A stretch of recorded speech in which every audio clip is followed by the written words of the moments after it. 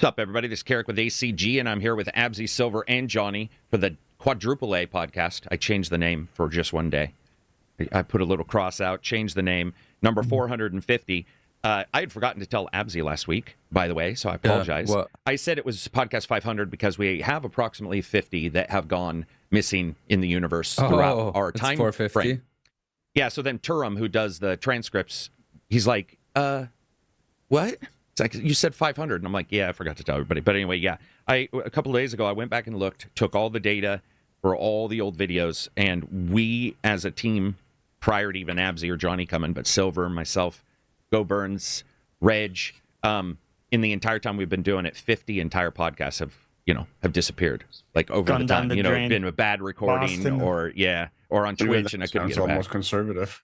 Yeah, I thought it was. I actually thought, in my brain, I felt like we had like 200. I think that's because the negative ones or the disasters stand out so much more in the right, memories, the ones you remember over time. Yeah. So it but I always want to seems say worse thank than you it to is. many of you who've been here since day one. In fact, I had a couple of people DMing me saying that some had left and come back. Some have been watching us for the entire time, and I just want to say how much I appreciate it. I appreciate you guys sticking with us through the good times and the bad. Sometimes we have some issues with tech, but we usually get it figured out. And this week, speaking of tech, we're going to be talking about Final Fantasy VII reviews, Pacific Drive, tech changes in the industry. A bunch of things occurred in the industry, which is really interesting. Xbox games are now playable on other systems, some of the games, which is that's sort of a moment in history. Like, that's a weird day to wake up and be like, yeah, that Xbox game is playable here. It feels the same way when Sony put out their first PC game. And I was just like, finally, it's finally happening. It's happening. Jazz hands. And we'll talk about their games that they've been playing and all that. I want to say thanks to everybody. Thanks for the super chats. Thanks for the new subscribers and the new patrons and YouTube members. It has been a massive jump, which has been awesome to see. There's been a huge influx of people in yesterday's chat. I think we had 7 brand new people. Somebody said my screen is off. I'll fix it in a second. Which has been awesome. I don't know why our screen is off either. That's weird. It just switched. So we'll start with Absy while I fix the screen. What have you been playing, Abser? What have you been enjoying? Same shit. Still, I'm at the last chapter of Yakuza. Mm-hmm. Just wrapping some stuff up. So I'm at like 115 hours in. I think 5 more hours or so until I beat the game. Just in time for Final Fantasy. And since we last talked on Wednesday, I've played Pacific Drive, which is a great game. I think it's giving me exactly what I wanted out of a game like that. And I played some Last Epoch too. Yeah. And so give me the rundown on Last Epoch real quick. So it's not Diablo, but it's an ARPG. It's an ARPG.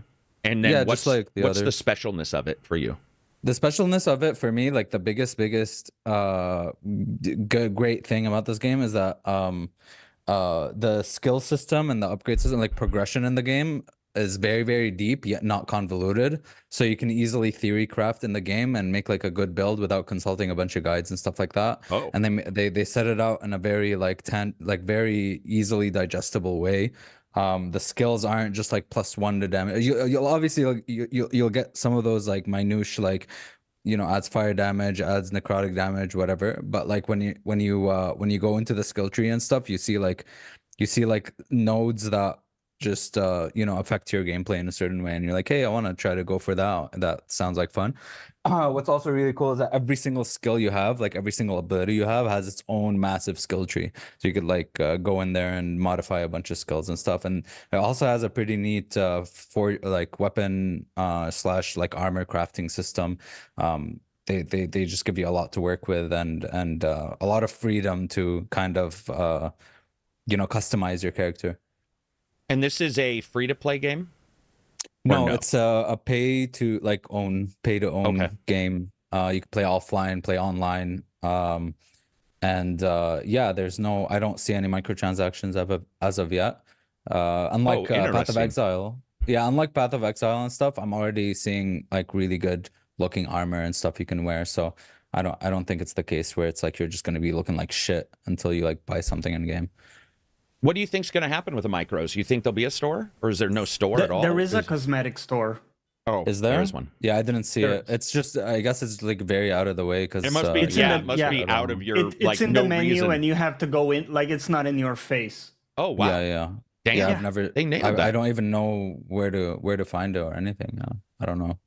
That's very cool. Yeah. What character Yeah. class are you then?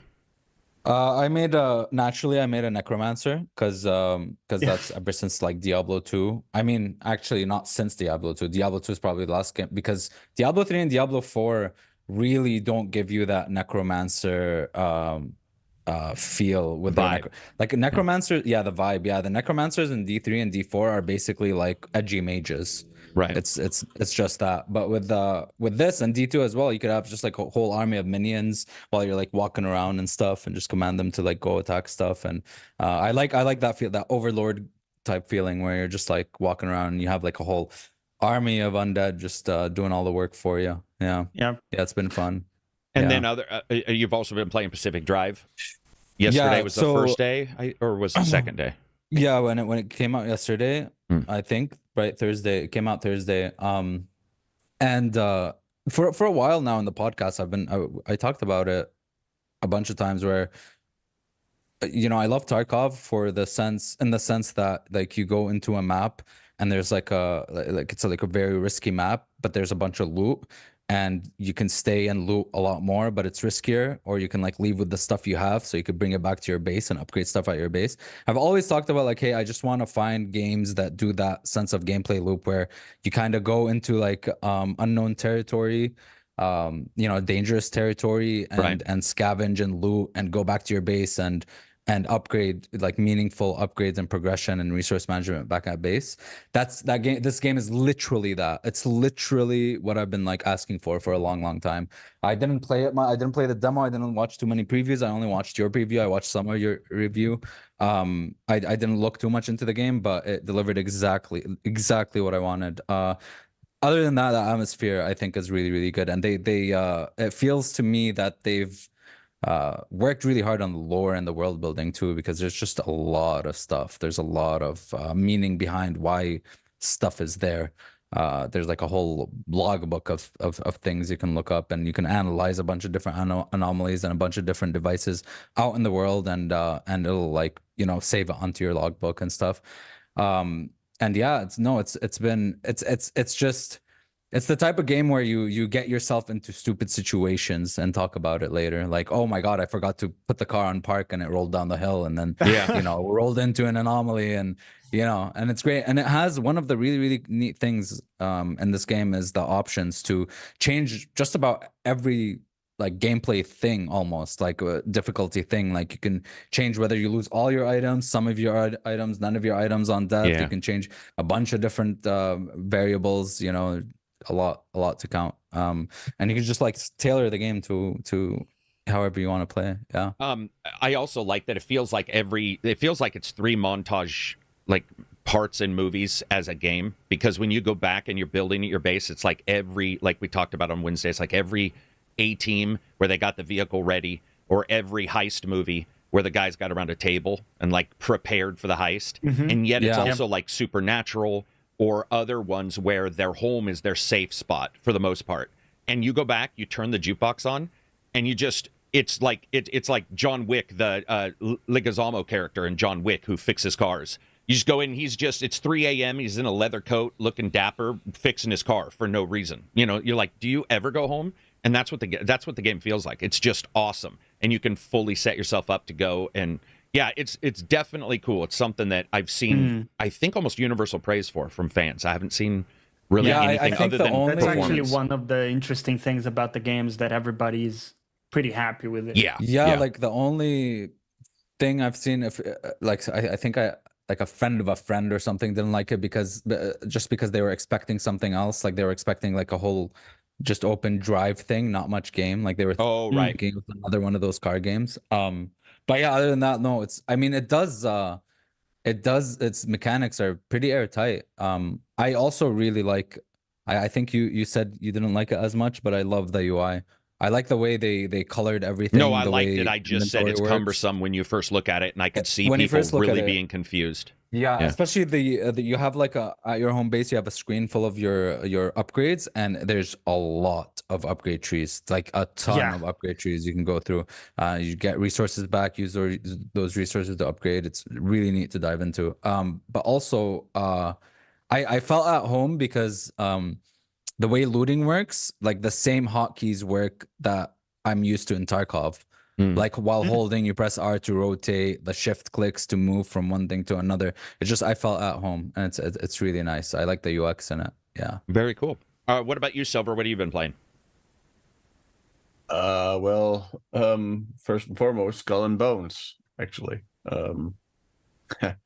I figured I wanted to give the game a fair shot. With all the memes and all sort of bandwagon shitting on it that people are doing for fun. I wanted to try and assess the game as a game, like it's sort of independent of it, the $70 price point and whatnot. So I've put about, I think maybe between 20 and 30 hours into it at this point. It's very uneven. And it's also very, I think, rudimentary, very basic. It is at its heart, it's basically just a ship combat game. You're just sailing around doing ship combat at its heart. But it's done in like an MMORPG kind of fashion that's very, very stat-based. Because basically, for most of the game, your main gameplay loop is going to be just sailing around, collecting materials. You do that either from specific locations where you harvest them, or you get them from sinking other ships and then taking their loot. And you use those materials to then craft better ships or better guns or better hull armor. And you use that to then upgrade your ship, which upgrades the levels of your ship. Right. Continually throughout the game. I think there's a couple of aspects of that I don't like. That level dependent stat-based system, and the main one is that it renders pretty much all the ships except for the late game ones obsolete. So by the late to end game, pretty much everyone is just sailing around in the same ships, and the smaller ships and medium-sized ships are basically obsolete. There's no reason for you to use those ships at all, even though they do have different traits tied to them. Like their level is so low that you'll lock yourself out of content using those ships. Okay. So that's something I think is a really strange decision, to sort of level gate those ships in that way. But it's there and it's part of the game. The combat itself is there is a skill component to it where you have to you can aim for weak spots on the ships, and the higher tier ships you fight, the smaller the weak spots become, the more difficult they become to hit. But it can be quite rewarding to hit them and to sink the enemy ships that way. Like it can be quite fun, but it can also be a slog because it is stat based. So if you're fighting something that's higher level than you, or otherwise is larger or something, sometimes it has a massive health pool, so it can sometimes take a long time to bring down, even if you're sailing circles around them, exploiting the AI or whatever. Right. So there's also that element to it as well. And then by the late game, I haven't quite gotten to the very late game yet, but I've heard from people who are there, the game basically boils down into fetch quests, going from A to B, and then getting attacked by enemy ships on the way from A to B, which I've heard some people have some problems with, it getting quite boring. The location is interesting, at least. It's not the Caribbean anymore. It's the Indian Ocean, which is off the coast of Africa, based in Madagascar, which was a major pirate haven in the 17th century when the game takes place. That's a fun, unusual setting for a pirate game that we haven't actually seen featured a whole lot. So that's interesting. Unfortunately, the locations you get to visit aren't really that interesting when you go to them, like these little hubs. And one of the disappointments I had was actually the treasure hunts in the game are very basic. You get a treasure map, and it basically tells you the name of the port you need to go to. Then you go to the port. Then you get like a landmark you have to go to, but you don't even need to go to that landmark in that hub location. You can just walk around, and then the game will basically put a glowing light over the location where you have to dig and mark it for you as you walk up to it. And it's a point like basically a giant pointer saying this is where the treasure is. So it's a treasure pickup. It's not a treasure hunt. Pretty much, yeah. Not a treasure hunt like Sea of Thieves, where you actually have to go around and try and look and gauge where you think the treasure might be buried. Right. It's the usual kind of Ubisoft hand-holding, look, let us point things out for you kind of thing, which I did find a little disappointing. Which they've been moving away from in their recent some games. of the recent games they have been, but this one's very weird because it feels like a front end. And I thought it feels like a team end. deathmatch game. Yeah, that's true. I don't know. Yeah. I mean, you can actually form fleets in Skull and Bones with others, unlike in Sea of Thieves. Well, you can do it in Sea of Thieves, but only inside of the server you're on. You can't do it outside of the server and then log into a server together, but you can do that in Skull and Bones, which can be kind of cool. So just not great as a whole. Yeah, I mean, to touch on the price point, I definitely don't think it's worth $70. Don't think it's worth $60 either. If you own Ubisoft Plus like I do, might be worth giving it a shot. Though the early game is pretty rough. You get stuck with some pretty awful ships. The early game is a bit of a slog until you unlock like the cutter ship, which is where the game really starts to expand. Because that ship is really solid. Like that ship has automatic regeneration, where you automatically regenerate health outside of battle. So that helps a whole lot in terms of just sailing around and sinking ships and making the game fun in that aspect. But yeah, it's fairly rough other than that. All right. Also, customization options I found to be a little lacking. Like 80% of the coats have no shirt. What? Which, I mean, I guess you can understand it given the climate, but it's still it's a little weird. So they're shirtless with a coat on. Yes. Oh, they got that. Okay. Yeah, that's some Miami Vice shit right there. That's that's some Crockett and Tubbs. Roll them up. Yeah. Looks mid-arm roll up. No, like I could definitely. I think they definitely need some more variety in the customization options. Also, the upgrade system also annoys me on another level in that it ties you to certain looks. Like I upgraded my cannons and they started getting spikes and stuff, and I couldn't move away from that. Like I thought it started to look really ridiculous, and I had a similar problem with Black Flag back in the day, where you got gold cannons by the end. Like I don't want the gold cannons; I just want my cannons to look like cannons. Yeah, and be better. That. You just want them to do better, be better. And I couldn't do that in Black Flag either. And here, you're basically tied to using the higher tier because you need your ship to be at a higher tier level so that you can engage higher level content. So you're kind of stuck with the maybe looks that you don't want. Gotcha. All right, Johnny. No, sorry. Well, we'll come back to it because I do want to just move through what we've been playing a little faster. Go ahead, Johnny. What mostly Yakuza. I was streaming it yesterday. We were hanging out in chat. That's kind of my main game. I'm in chapter 11. I don't know how many there are, but I'm hoping I can finish it before Final Fantasy comes out, because it'll be difficult to have like two big story games going. Right.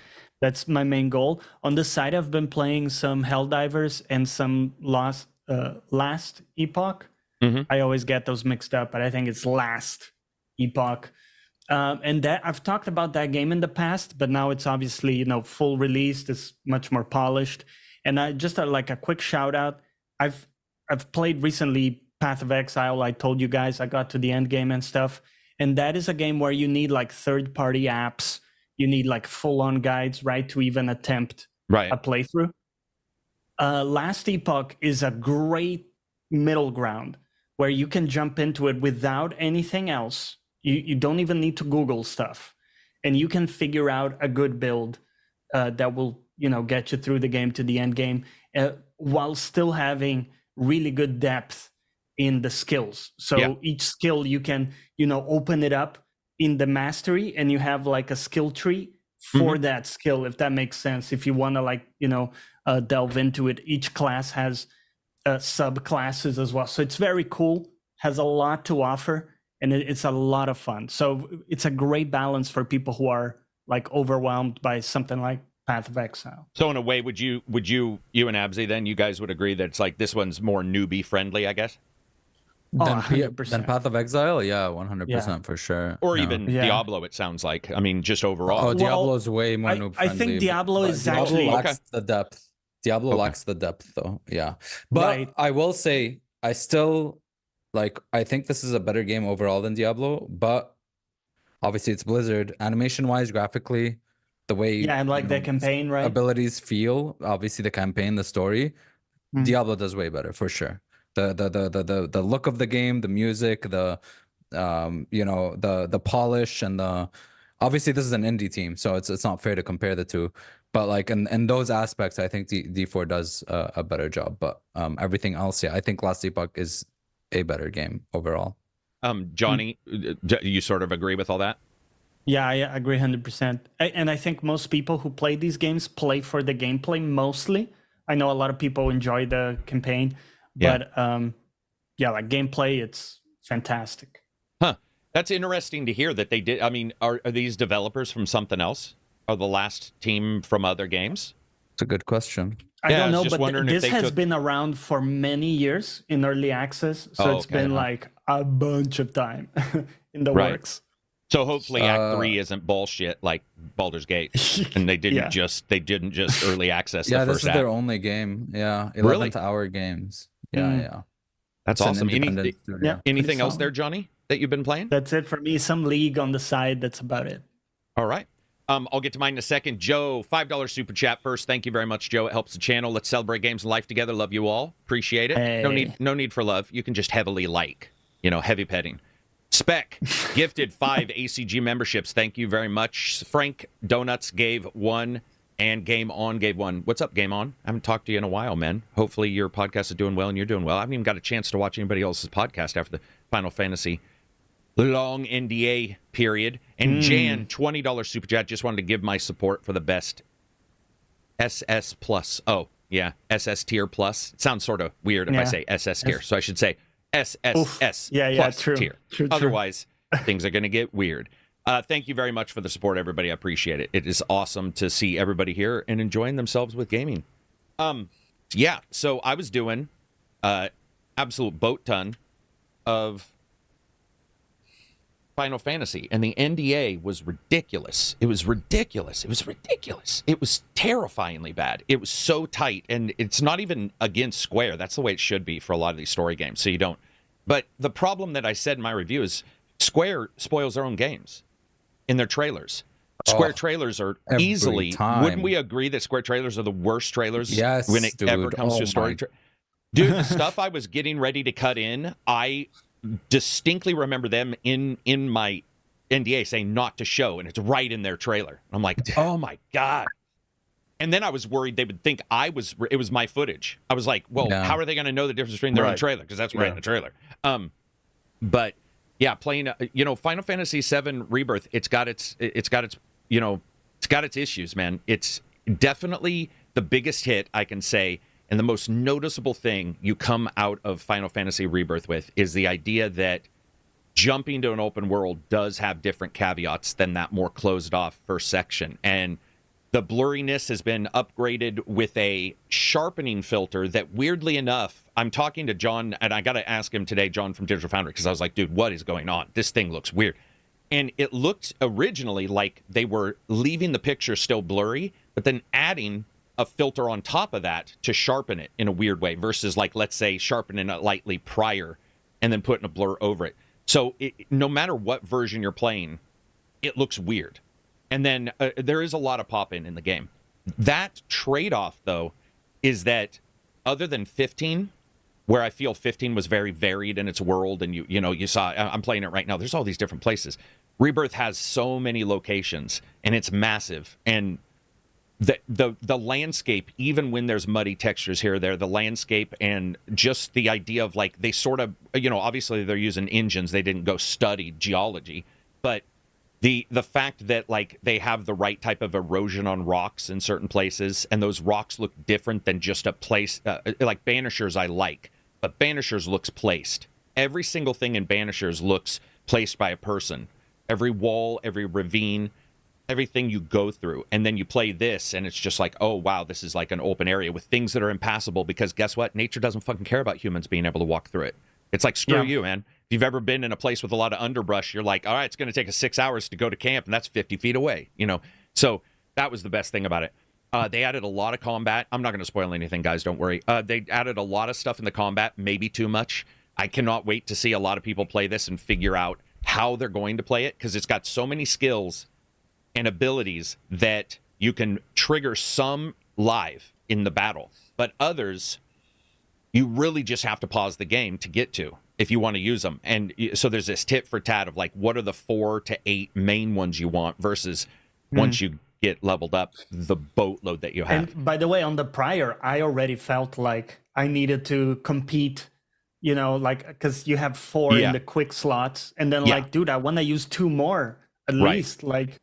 I never even used the quick slots. I didn't even know they existed. Did you just pause for the whole game? Yeah, I did the whole command menu thing. You can see it in my footage, bro. I do the same thing. I'm like, and I'm sure I haven't it's seen like a it, hybrid turn-based. Somebody probably got mad and was like, "Why'd you? Why aren't you just doing fast?" I was cool with that, right? I was cool with it. Yeah, I was very cool with it. I like that system. Yeah.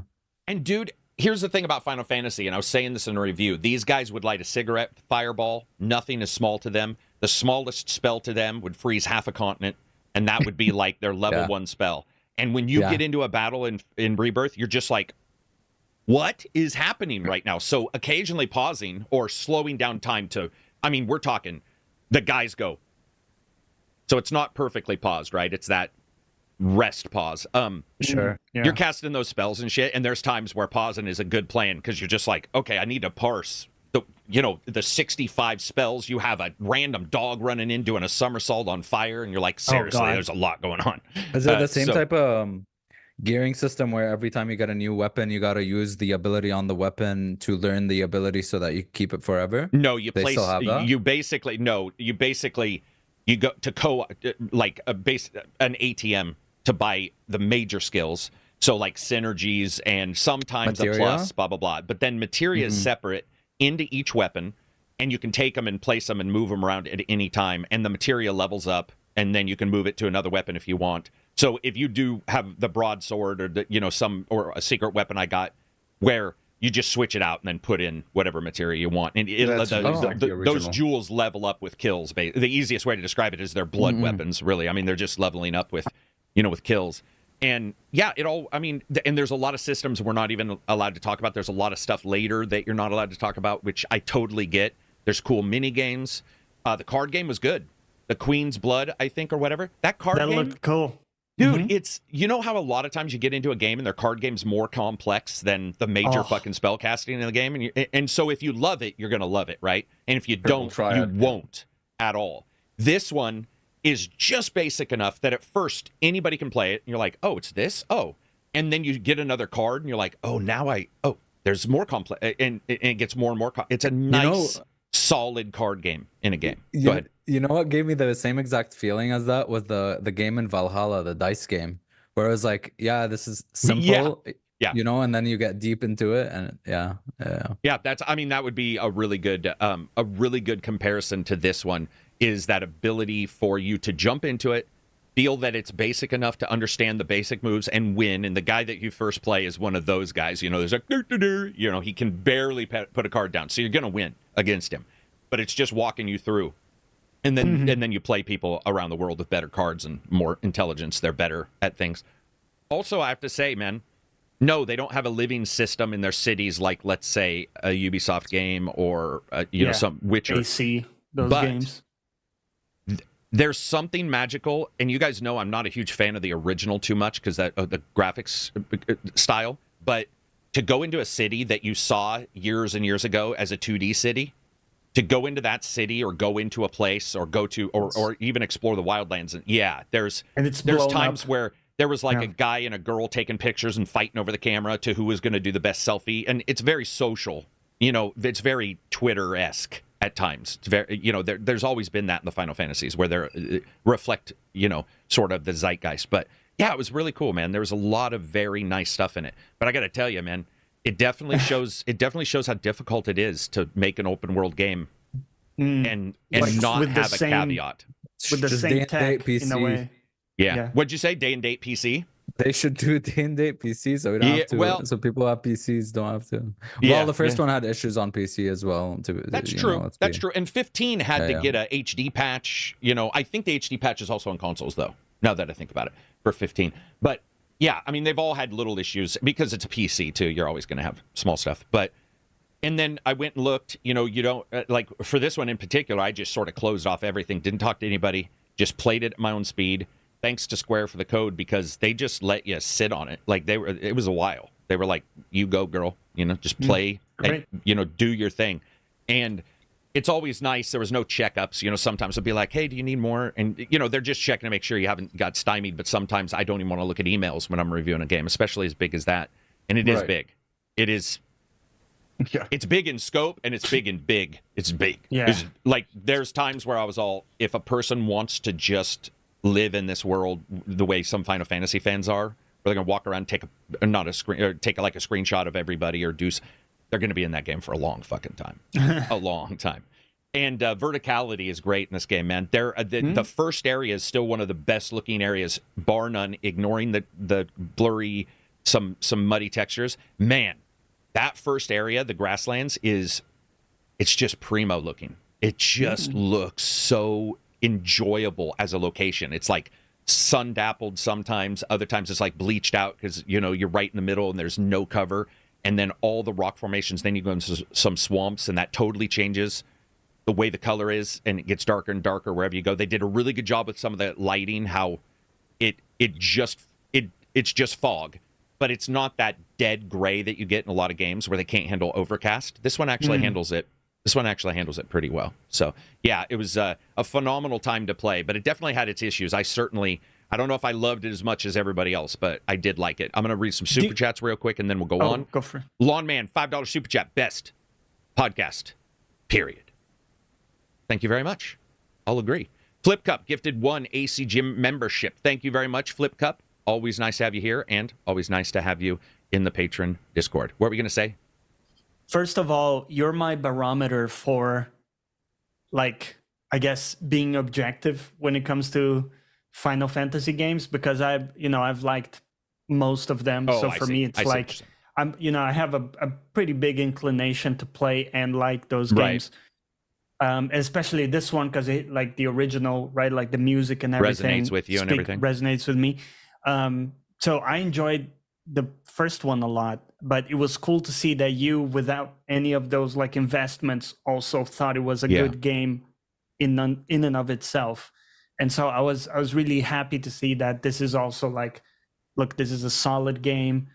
And even despite the problems. Those problems, when I say despite, I shouldn't even blow them up that big because it sounds like there's a 50-50 going on. There's not. There's just, you have to be, you will see it, even if you're a gamer who doesn't notice it. You will see it, whether you turn it on and you go, is my sharpness weird on my monitor or what? Yeah. Or you have to play in graphics mode. See, that's the big thing. Personally, performance mode looks so bad to me that the 60 FPS was not worth it. And that's because when the lighting, the resolution of everything just looks better on quality mode. It's one of the few games that I can say, and it is slicker. It does perform quite well in performance mode. But the pop-in that I was talking about and all that, once you see the way it looks, I just was like, I'd rather actually, weirdly enough, just have this more of a slower experience and have it look a little bit sharper and a little bit better, a little bit more high detail than I would.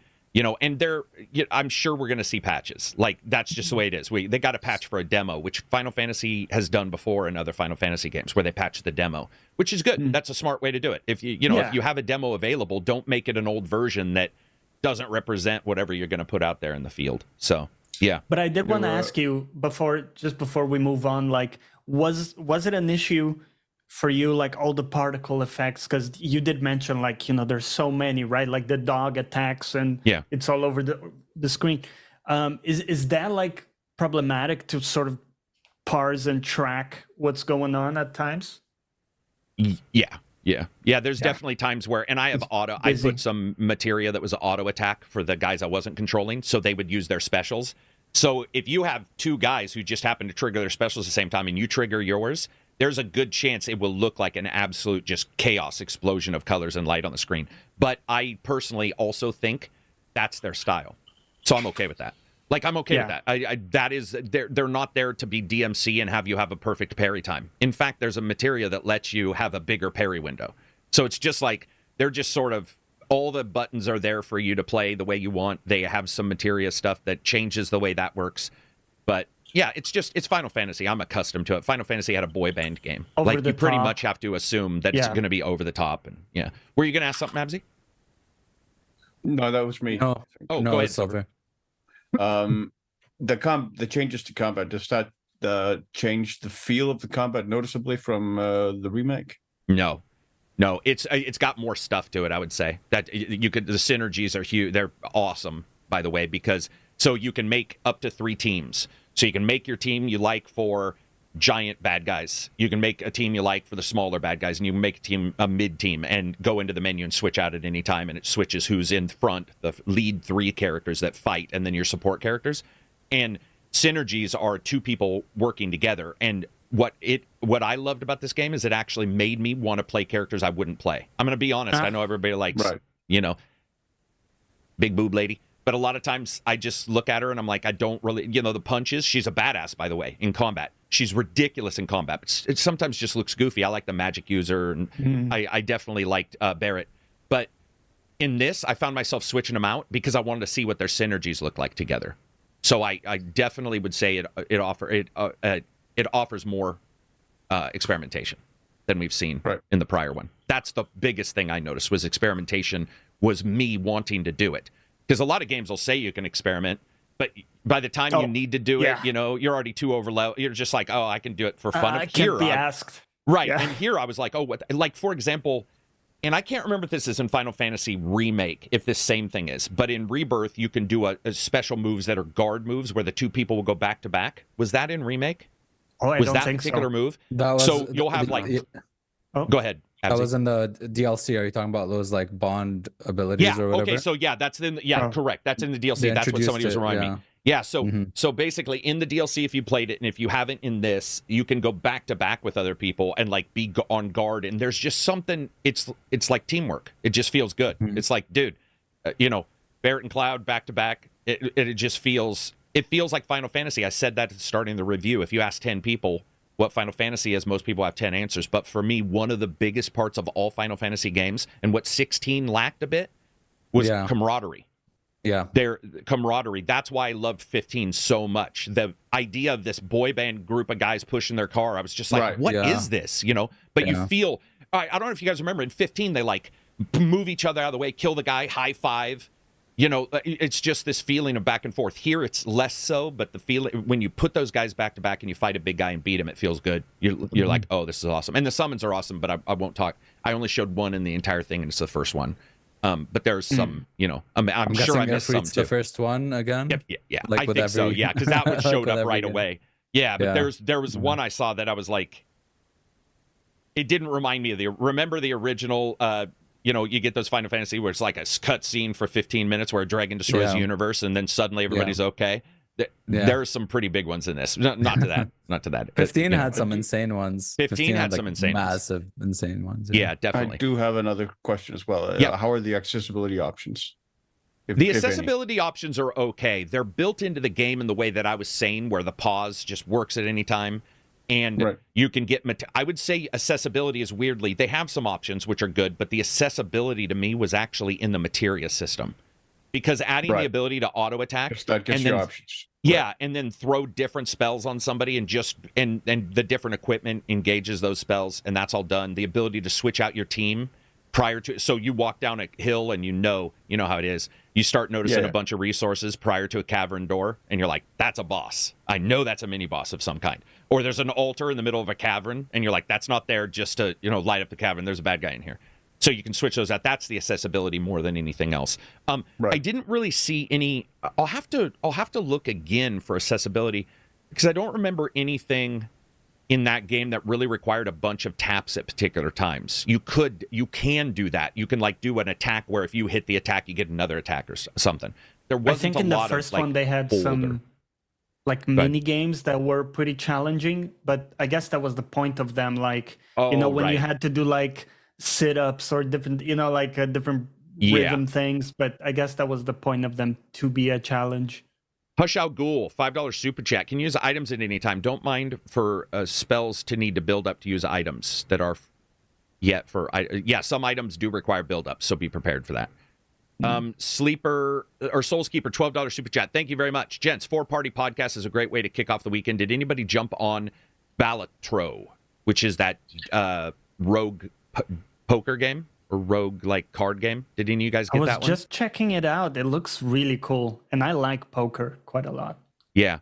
And then Luke, $20 super chat. Love the podcast. I enjoy the perspective everyone brings. Special shout out to Silver for his original takes. His perspectives are often a pleasant surprise. Yeah, that's true. Or they're a complete argument point, and nobody can understand where you're coming from. One of the two. But that's the way we all are. Yeah. No, thank you very much, man. I appreciate that. We all do. Yeah, man. So Final Fantasy, it's reviewing well. People see the demo, and I'm gonna just say that that's pretty much what you get. So if you didn't like the demo for whatever reason, you probably won't like the main game. And it's just it's a game that shows that jump into an open world, no matter how much money the developer has, is probably going to be a difficult thing. It's definitely not super easy to jump in there and do those. Yeah, true. Moving on from, I wonder if they thought, so real quick, I wonder if they thought about like open world when they jumped into the remake, like let's say the first game, like when they were choosing, okay, what technology to use, all this type of stuff, like, because the game probably changes so much in how you have to construct it, right, for an open world. Yeah, and you still get cities and closed off areas too. So it's like it's both worlds now versus the first, which was a little bit more closed off. This is just like, I mean, even within the first a little bit of time, it's just like, oh, I see. It's gonna be that kind of game. So it definitely explodes up from there. Moving on from there, though, Xbox games are on other systems. It's a weird day. Right. It's a weird day. Pentiment. What do we got out there right now? Hi-Fi? Pentiment and Hi-Fi, right? Is that right? Are those both? I think those were the big ones. Those are, and then Sea of Thieves, is that Sea of live Thieves yet? is confirmed. Is it live though, as of today? No, it'll go live in April 20 something. And is it like crossplay and everything? Yes. From the email I got, I certainly got that impression. Yeah. Yep. Okay. Yeah. Makes sense. It's also very difficult for me to imagine that it would work if it wasn't crossplay. I agree with it wouldn't you. work at all. That's sort of the point of it, isn't it? Yeah. Yeah, it's nice to see, man. It's a different world we live in, and I've been saying it for a while. It's like, listen to the companies. They're obviously changing their tune. There's going to be even bigger changes when it comes to every company. Square themselves have stated they're going to slow down development. Namco, Sony's doing more PC. Microsoft is doing other consoles. It is a wide world. And Nintendo is delaying until 2025, so who knows? Who knows what the Switch 2 will look like? Switch 2, maybe it won't even have a screen. Maybe it would be a Neuralink, and so Absy can finally be happy and be one of the first humans to plug a Neuralink into the back of the skull. Beta test a Neuralink. Yeah, dude. Alpha. Early access. Yeah. So it's awesome, man. It's great. It's like this is one of the things I'm excited about. Is especially older games. I think Absy and I were talking about 1 year exclusive works fine for me. So people who want to play a game early, get it on whatever console, and then if you want to get it later, you either double dip. I think it's the best of both worlds, man. If you want a game awesome. really bad, if you're looking forward to it, you're gonna, you're gonna have the console for it. I think, unless obviously there's money issues and stuff. But like for a large majority of people, I think they, if they really, really want a game, they just, I think temporary exclusivity is just like the best in between, like the best compromise. Yeah. If you have to have any, right? I think that's what we said on Wednesday, is if you have to have any exclusivity at all, a temporary window of like 1 year's, and it'll be longer for some of these games because Microsoft and Sony and all these guys have had games for longer. They'll look back. I mean, Ghost of Tsushima is already how many years out? So if that goes to PC, that'll already have been out for... Yeah, it's been a while, 2018? 2019? Yeah, so that thing's been 3 or 4 years now. Isn't that weird, guys? Yeah. That is a blast from the past. Remember prior when we were all watching trailers and going, the wind, man. The wind controls, like, you could use the wind to figure out where you are. This is so crazy before even playing it, and just seeing that now is just awesome. And no one's done it since. Nope, no one's done it since, and I would assume that we also probably won't see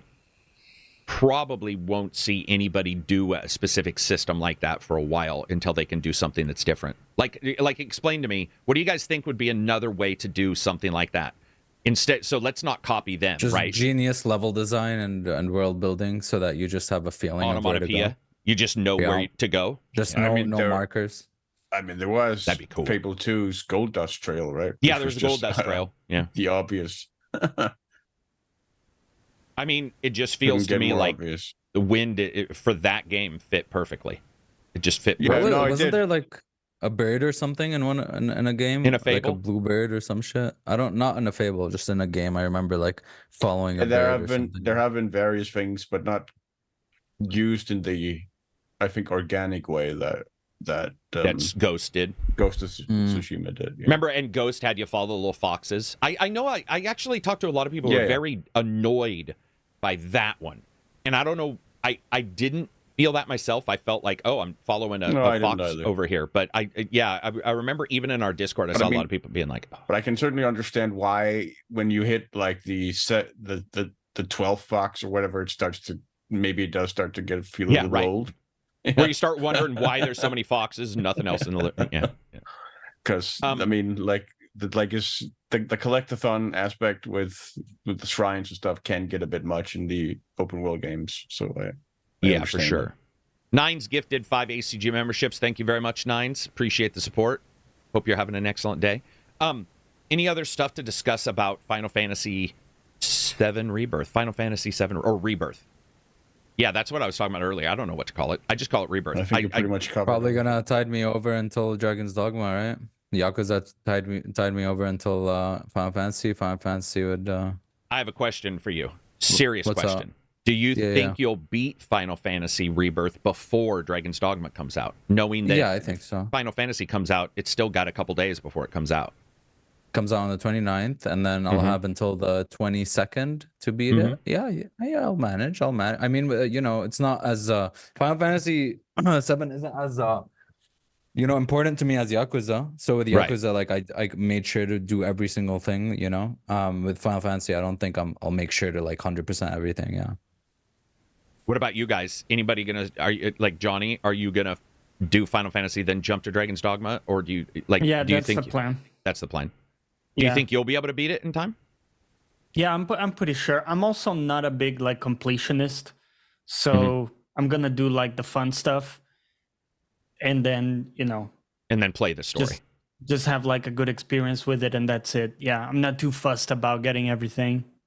Getting every single weapon. The only issue is that everything in Yakuza is fun, So I did. So that's why I brought that up. Oh, go ahead, Johnny. No, feel free. Go. No, go I was just gonna say I've always found with Yakuza that there's a lot to choose from. There's a big offering of things to do. Yeah. And some of them click with me, and others don't. Like I'm not playing shogi. Sorry. Oh, I didn't play shogi. I didn't play. Yeah, that's just an example. Mahjong, like yeah. Yeah. I also didn't like the Pokemon battles that much, but it's there and it will speak to other people. I'm a Sujimon master. Okay, I beat platinum. Well, do you guys? Yeah. I guess that's why I was asking, because that game is eating up so much time. But I guess Final Fantasy doesn't eat up time in the same way. It's this game. I mean, something about infinite wealth just like I don't want to say it's infinite. Yeah, bad but it pun, sucks you but up. It's got a different Yeah, style. I mean, than- I spent hours playing a random beat 'em up arcade game, and I spent hours like doing the bicycle crazy delivery game, even though I S'd everything and I was just like doing it over and over. I don't know. Yeah, I don't know if Final Fantasy will have like the same type of, hey, I'm just doing this to do this and just having fun with this one part. I don't know. I don't know. We'll see. We'll see. Maybe. And then let me put out a question, not for us, I guess, but I will put out a question and we can mark it and talk about it in a couple of years. Do we think that Final Fantasy VII 3, whatever it is going to be the last one? Or have they... Is it so big that you might see them do a fourth one? No, they should wrap up the Final Fantasy VII story in 3 games. They shouldn't. I mean, it depends, man. Like it's I'm not, I'm not nodding own... or shaking my head argument. I'm like, sure, I agree.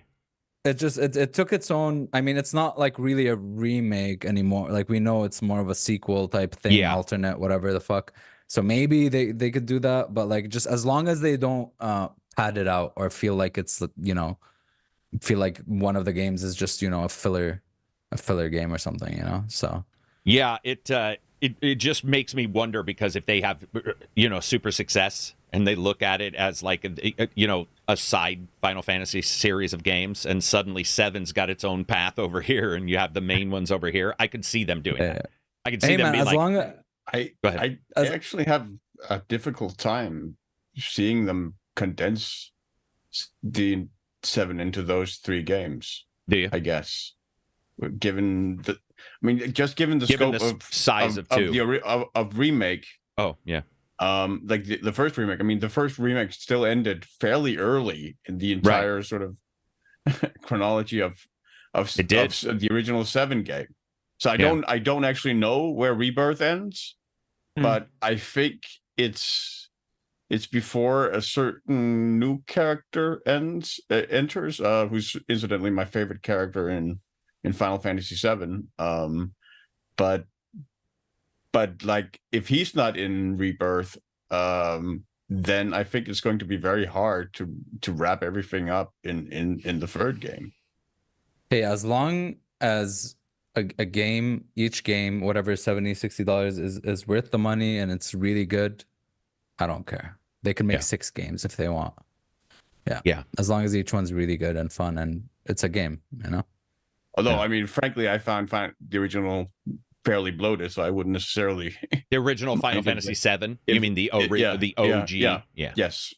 So I wouldn't necessarily mind if they cut stuff and condensed it down further.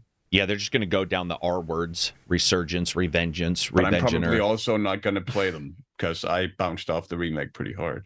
Oh, did you? Yeah. Oh, okay. I just couldn't gel with the real-time combat. I bounced off the remake as well the first time, and then I didn't really play it until I got my PS5 and 2 years ago, and then that's when I played the Integrate, and it just clicked. Yeah, the first time around, I didn't really click with me. Yeah, I thought that it was definitely like happens. paced weird. Yeah. Baron, quiet.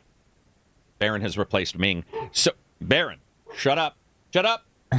So, when it comes to bouncing off it, Abzi, why do you know why you bounced off it the first time? And then maybe mindset at the time. Like so first of all, I don't really like the writing, overall. Let's just put it out there. I don't like the writing. I'm not like a huge fan of the weird, anime tropey writing where it's like, oh, the girls are all wanting me and I'm gonna act cool and distant and shit. I don't know. There was a lot of like dialogue issues I had, like dialogue writing issues. I like the story. I like the story itself. I think is pretty cool. It's it's pretty unique kind of story, and I think I just didn't like the dialogue writing as that much. I still liked a bunch of the characters. And the first time it just, I even got to like the last chapter the first time. I was like, I don't really want to play it anymore. And the combat didn't really gel with me the first time around. And then I guess maybe it's like a different mindset or something, but I played the maybe it's the 60. No, it's not the 60. I don't think it's a 60 FPS, but I played it again when with the PS5 and the combat, I just really dug it, like the gameplay overall. And I was just like feeling it. You know what I mean? I was into it. And then I really enjoyed the DLC. I thought the DLC knocked it out of the park in terms of combat. Intrograde or whatever it was called. The gameplay was just really, really fun. Well, then you'll like this, because I mean, some of that is in this for sure. Yeah.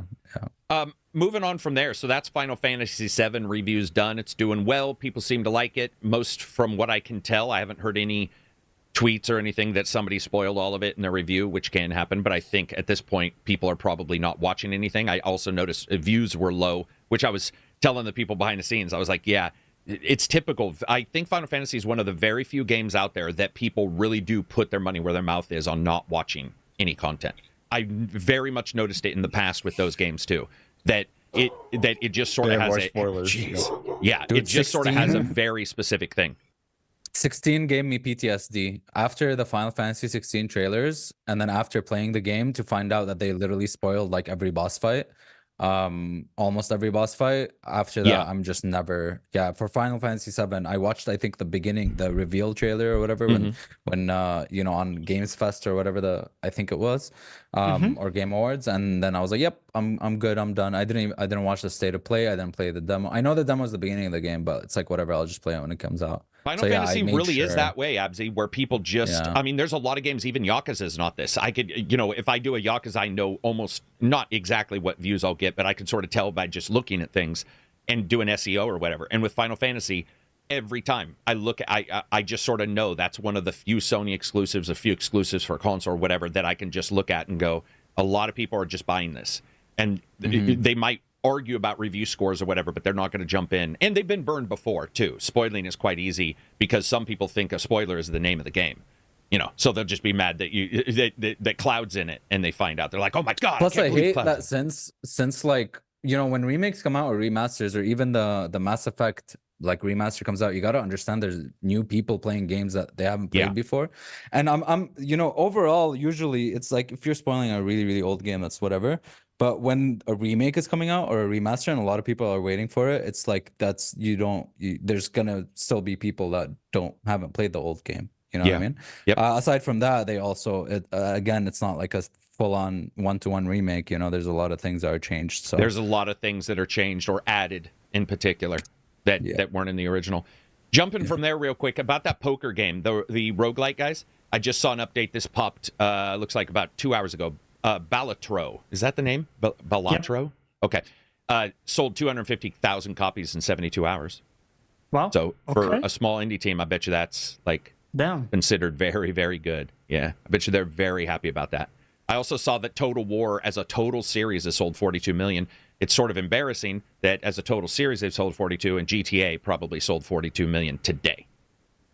But be that as it may, good on them. So let's talk about industry news for a bit, because guys, this is exciting to me, man. So I was telling these guys before, in the past couple months, I've been looking at like the industry and identifying some of the trends that I thought were going to happen. And one of them is basically companies being a little quicker on the draw, especially as they come out of the boom and into the bubble and they start seeing the way things are being done. And especially now we see Sega and sorry, not Sega, but Microsoft and Nintendo and Sony really changing up their tunes on how they're going into the future, but also just normal games. And like, you know, when Silver was talking about Sea of Thieves, crossplay has been something we've heard about. You know, there hasn't even been crossplay in some Steam to Epic versions or Windows and Steam versions.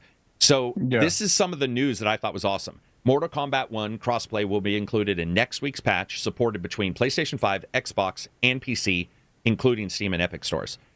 So that's the first bit of news that I thought was awesome. Yeah. So now we're seeing like some of these games that have been closed off. Retroactive getting. Yeah, and getting that patched in. And that also includes is that Peacemaker? Is that his name? The new DLC, the John Cena character? I think it's Peacemaker or something like that. That'll include him. Yeah? Okay. And then Inflection for Nightingale. So Nightingale launched, and its main thing, which was portaling between worlds, is the main thing that doesn't fucking work. It's the one thing that got me interested in the game. It's the one thing. It's like the same thing with Pacific Drive. It's like, oh, you go into like a map that with modifiers and stuff. That's the one thing that got me interested. And then I heard that it doesn't even work. And the great thing is, as of yesterday, they announced, now, admittedly, we'll talk about all this, but they announced that they already have switched gears and they will have an offline mode. So that was announced yesterday that they're programming an offline mode. They said, we hear you, blah, blah, blah. Now, I personally think that's bullshit. Obviously, they knew that ahead of time. anybody would know just as a gamer, you know that most people will want an offline mode, especially if you're hinging all this shit on the single player or on the portals and all. It's all, your game is based online. If you have the ability to do an offline mode, you should, just to make it easier. Last Epoch did it, or Epic Epoch, and it obviously did well. So that was really cool for them to basically go out there and say, well, cool, a response, what have you. But they did go out and say it.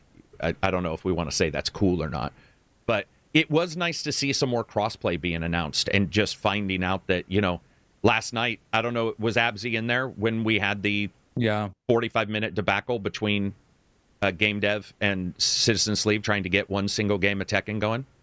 No, I don't think Abzy was there. It was a bit later. It was one of the most ruthless. I came back after. Yeah. It was horrifying, man, to see them, and they, because it was PC and, was it PC and Xbox? Is that what it was, or was it just Xbox? Yeah. And cell phone or something. Yeah. There was all this, just all these difficulties, and I just don't have those usually, because I know who's got it. If they're a reviewer and you're going to play multiplayer, you're sort of set up with tiers. And it was a reminder of what normal gamers, you know, have to go through all the time. All the time. Like, to listen to them not be able to find the lobby, or it wasn't working, or it would pop up and then work and then go away while they were watching it. They'd be like, lobby's created, boop, and it would just disappear. And they'd be like, what the fuck? What's going on? The scariest game, the scariest part of a new multiplayer game, and not even crossplay, is like sending an invite to a friend and be like, hey, did you get the invite? Silence, right? You know, that's, dude, that's the scariest thing. Every game, you don't know, especially if it's not like on using the Steam system or using like another system. If it's like its own system, it's like, is it in the game? Is it in Steam? Is it in the game? Is it in the Xbox app? Where did you send it to me? Do I use my name, the name on my Xbox gamer tag, or the game store name, or the in-game game name? And you're just like, yeah, I miss it's the crazy. 360 days, like Xbox Live. You just like invite people to your party, and then you just like go hop into whatever game. And you know, usually it just worked, right? Usually, they had a problem even getting a party together. Like they had all, in other games. It was what was it, Johnny? 45 minutes of them having glitches and bugs at minimum. 45 minutes before. And I'm not dissing on Tekken, by the way. I'm just stating that kind of stuff, this crossplay that comes, I hope it works easy. That's the one thing we're going to see. Because crossplay being possible is one thing. Crossplay working easily is another, is a whole other ballgame. Yes. I almost think they could like market around that. Because remember when they did the, what was the one where, like a smart buy or something, where you would buy the version for your console. You mean play anywhere? Smart delivery? Smart delivery. Smart delivery, thank you. Yeah, no worries. And like we mocked it initially. Like, what do you mean smart? That's just trivial. That's obvious. Right. But then, of course, PlayStation shit the bed, and they didn't do it properly. Sometimes you bought the PS4 version in your PS5. And then we said, oh, actually, smart delivery. It's looking kind of smart now. Yeah. So it's almost like, stuff we take for granted. That's one of those things where they could say like smart crossplay. Like you just simply, you have one ID. Smart you dial it in. Smart. That would be amazing, man. That would be awesome. No, no docking. We're not talking about. We're not ever mentioning that word again. And that's what Silver was saying a couple days ago. Was like, how is this going to work if there's no crossplay? They announced crossplay, and then immediately my question the moment they announced it was, how's crossplay going to work? It's like the feature's there. Oh, well, that brings up the other problem, which is how is it even going to work together, and is it going to? Because, I mean, even between Epic Store and PC, you have issues. Now it's 1, 2, 3. Now, admittedly, Microsoft and Sony want to see these games succeed. So does Nintendo. So they're going to work. But that's the other thing, guys. Nintendo. Imagine how do you send an invite to somebody on the Switch who uses friend codes? Like, what do you do? I mean, will it maybe just say, pick your platform you want to play against? But then what if you want to do, man. Dude, that's... And then troubleshooting on the Switch? Yeah. Oh, no. I mean, is there troubleshooting on the Switch, or is it just, like, it works or it doesn't? I don't do a lot of multiplayer games on the Switch. It's just trouble without the shooting. It's... Yeah. A lot of people in here are saying the same thing, that they were in the chat and they saw it. Yeah, the chat was absolutely an amazing time yesterday. We were just consternated. Just like... Yeah. Well, did you hear? I mean, at the end, I got frustrated, and I was like, because Sleeve, by the way, guys, Dev Guy was already in a different game. He had given up. Dev guy was in a completely different title, and Sleeve didn't hear that, and so he kept trying for 20 minutes to contact and kept talking in chat, going, so I'm trying, I can't see you, blah, blah, blah. And Dev guy, I guess, didn't pick up that he was in another game, or that Citizen Sleeve was still trying. So it was just that thing where finally I was like, nope, we're done. Just stop. It's not working. Then right at the end of the night, they got, what, 1, 2, Dev guys might maybe in chat, he'll have to tell me. I think it was like 4 to 5 matches of good gameplay, which was fine, because once they got in, it worked perfectly, which was great, you know. But yeah, crossplay is going to be awesome. I mean, there's all these companies are coming forward and starting to sort of change things quickly, which is definitely nice. Did you guys see that the Helldivers guy said, we're working with Sony devs are helping them, which, by the way, should have been day one, ignoring that. But he said, just don't get the game right now, and if you're tight on money. Yeah. I was like, yeah, you should have said that day one, but whatever. Yeah, that was a good thing to say. It's just like probably best. I also saw their community manager got banned by Discord for sending too many DMs and too many short. No, right, because he was doing it for support reasons. So he got auto banned by Discord because they thought he was a spam bot or something. Yeah. Absy though had told me. So every experience I've had with Helldivers, not everyone, sorry, most have had issues. Most of the people have had issues, but Absy was saying he's had 2 total in the entire time, right? Yeah, I got infected by Johnny's magical PC or something. I think he infected me through the podcast or something, and suddenly my game. No, but I crashed today. I don't get login queues at all, other than like the first day I played. But I got right. some But crashes. you thought it was your server location, right? Yeah, and there's still in-game bugs as well that I got. One of them was when I spawned in someone's ship, I was locked in like the bay area where you spawn, so I was locked and I couldn't move. And another one was we were all in a mission, and we usually at the end of the mission when you extract, you go to into the ship and the ship takes off. But we were all trying to go into the ship, and the ship wouldn't accept us, so we just stayed there until we died. We just kept killing ourselves until we had no more reinforcements. But thankfully, you know, for democracy, they don't give a shit if like the soldiers die. You lose your samples and stuff. Yeah, you lose samples and you lose some XP and stuff, but you still get the mission done. So it's not a. But failed yours mission has been fairly like. I mean, it's been working. Ignoring the bugs, I mean, getting in and playing has been working.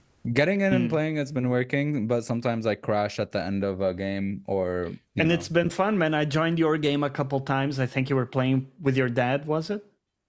The spawn bug in the ship was patched today. I actually, after the patch, I got that bug. So, what's up? What'd you say? Johnny and you guys got to join up and play. You said. Yeah, Johnny of Absy's, just without voice chat or anything, supporting. Like, just full me and immersive. Would be playing, or me and my dad would be playing, and Johnny would just. And I was just. I was like, hey, is I got my dad to get it, so because it's crossplay, so we awesome. could play. So your dad's played more of that really already than his PSVR 2 in totality. Oh yeah, he didn't even touch it. Yeah, he keeps asking me, yo, do you want to bring it up? I want to try something, but he's not gonna. Yeah, he's not. Go ahead, Johnny. What were you saying? No, it was a fun experience because we weren't talking. I was just like supporting because I didn't want to like use super, like high level tech tips or anything to like yeah. But it was really fun. I was just like supporting and okay, we're going here. I'm helping out. I'm covering you. It's cool. It was cool. Yeah. But he'd like bring out like an orbital laser beam or some shit. My friend, okay, what the fuck is that? That's very cool. Yeah, that's awesome, man. It's great to hear games, be able to be gamed. I don't know why I have to say that out loud, but the biggest impressive thing about it, I thought I would have an issue with the idea that you need a squad or whatever, but maybe I'm lucky, but matchmaking has been really good in the sense that I just meet players. Usually they're cool, they're chill, and they even talk, and it reminds me of Xbox Live days because like I made a friend and we played a couple of missions together and stuff, and it was like, all right, peace out, man. And it doesn't happen in games often because a lot of games that are coming out don't require much communication. They're not geared towards the team play, squad play, and usually if they are, matchmaking isn't that good. But here I've been having luck with that. Thankfully, a lot of good or games that are Payday 3 released without a voice chat. Yeah.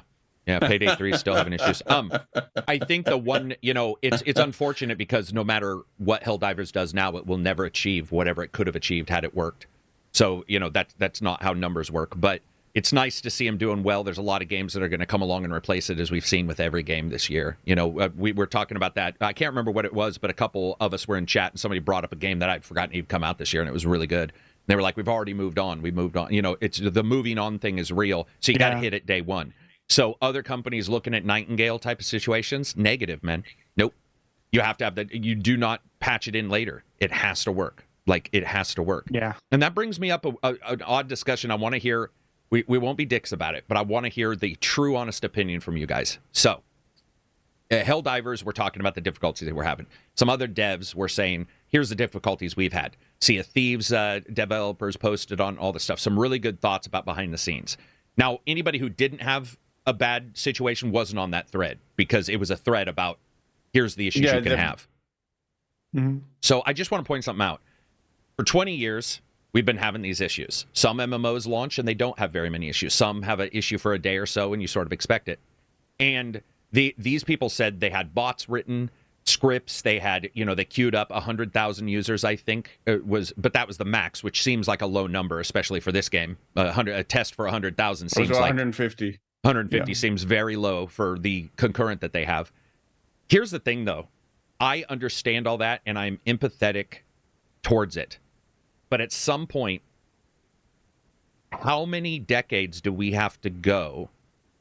How many decades do we as gamers, the longer you play, the more accrued woes you have, how many more times and how many more games do we just have to say, well, that's how it happened? That's the reality of the thing. Like, it's every time you're going to have a new code base, it's going to be a unique game, and it's going to present new challenges, I think. And my question is, is it something where we have to say for the rest of our lives, it will never be fixed? It's never being fixed. When we do have titles where it is working day one. Because my personal opinion is, I would love a company, and I'm talking out my ass because I don't think one exists, but one may. I would love a company to accelerate their own, have it almost like an engine, like Unreal. But they have a test, something there. And we know testing groups do have something like this, but where they're known as a certification group, where they can say, we have certified your servers for 500,000 concurrent players.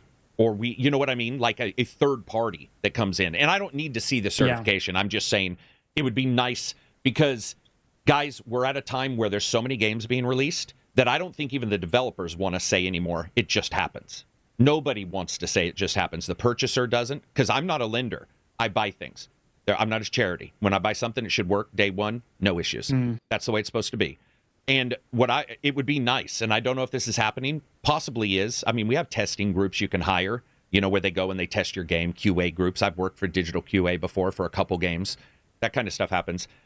I don't know if it's possible, but it does feel like it's needed because so many games are launching with issues, and you're just like, okay, where are we with this? Why is it?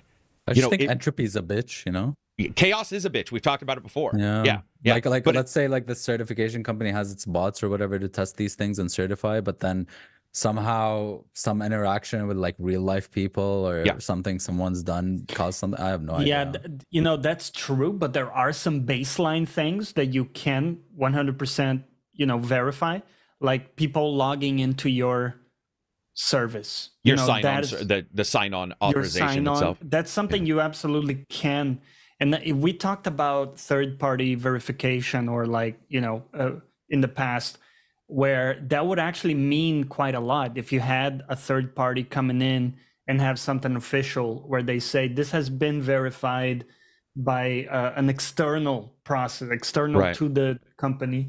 And it could also be something that like stakeholders require. So imagine they're working with a publisher and they're saying, we're putting out this online game. We have this budget behind it. We expect, this many players day one. The game needs to be certified for at least blah number of players to log in at least. Honestly, I think the surefire way to combat that problem for a game like this is to have like a fail-safe like offline mode or peer-to-peer hosting. You know what I mean? Just Agreed. like if the servers aren't a rollover host. Fallback.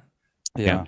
So listen to this. Johnny just hit something that's interesting. An investor recently did an interview where they were asking them how gaming publishing has changed and investing has changed. And he said that's actually one of the things popping up. It used to be, do you have a good idea? Here's a couple million. And he was explaining he has invested many times in an idea and a developer that they liked. He said that is completely changed now. There are so many games that now it is, have you already tested it? What do you have? Do you have a demo? Have you used Unreal to put up a short idea so that we can get that? Who do you have on board already? Blah, blah, blah. And the requirement for the investment has dramatically risen in the last year. So I actually think those investors, when you go to borrow money for your game, those guys might just start doing that. Maybe they'll, work with companies to do it. And there'll always be somebody out there who's like, well, nothing's perfect. No, nothing is perfect. But I would say we're so far away from perfect that if you're trying to tell me there's no improvement here, any progress in that direction would be probably a noticeable step forward, because we did just recently have 3 or 4 huge games with huge issues. And so it would be nice, to sort of to see that. And Microsoft has issues, and they have a testing suite, and they have their own entire, they are Azure or whatever, their AWS, or I can't remember which one they run, but they have, that's Amazon, but they have their thing.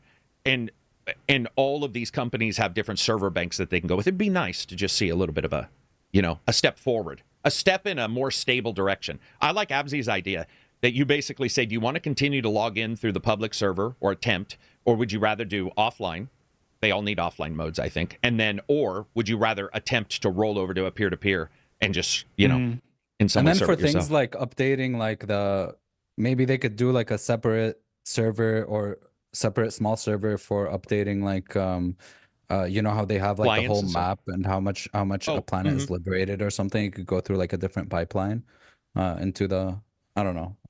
I'm just my excuse for Helldivers will always be that, and it's not an excuse, but I'm going to say it's an excuse, because everybody's going to excuse Helldiver who likes it. Everybody who doesn't is going to say there's no excuse. So I'll say, even though I don't like it, my excuse for it is that it is showing you a bunch of stuff, and it's very cool to be on your ship and you can see those specials being used and all that. That's the magic. That's what I love. The fiction selling that something's happening. It's not just a front end fucking screen and then you're in the world and then you're out at a screen. It's like, here's a little bit of a living world. Yeah, it's very cool. That's one of the best parts about Helldivers. That I think it's awesome. Like that, even watching it. Sorry. Yeah. Go for it. No, and it's really cool. Like if you're on a planet and you select a different mission on that planet, you can like stay there and see the ship traveling to there, and you can see like presumably other players' ships there and stuff. Yeah, it gives you a sense of like we're all working for the same cause or something like that. Yeah. Jonas, $5 super chat. The A team. Thank you very much. I appreciate it. So yeah, so I think that I will say for go ahead. For my part, the preponderance of games actually kind of makes it easier for me to like accept server issues like Helldivers, because I can just move on to something else while it gets fixed, and while I then wait. Like I haven't played it at all this week because I kept getting into server queues and I just didn't want to bother waiting, so I just played other stuff like Skull and Bones or whatever. But at what point does it become buying and waiting versus waiting to buy? Because I think that's the big thing these companies don't want. They don't want you to wait to buy. They want it to work day one, and the consumer wants to work day one, so FOMO is relieved. Yes. So I mean, for sure, that's what they want. I mean, I don't think there's any doubt that Arrowhead didn't want. For the because I've seen people be like lazy devs, and I'm all, I don't think so. No. They didn't want this outcome. Yeah, not at all. No. But I'm just wondering there's how. There's also just the meeting with the reality of the real world, where you can certainly you certainly have the right for expectations and for dissatisfaction when those expectations are met. You have the right to expect a product you've bought to be delivered within the time that's been promised. But then all sorts of things can happen with the production pipeline that can mess that up. Like maybe there's a strike, maybe there's a storm or whatever that interferes with the delivery service or whatever it is. Like 1,000 things can happen that messes up that entire algorithm.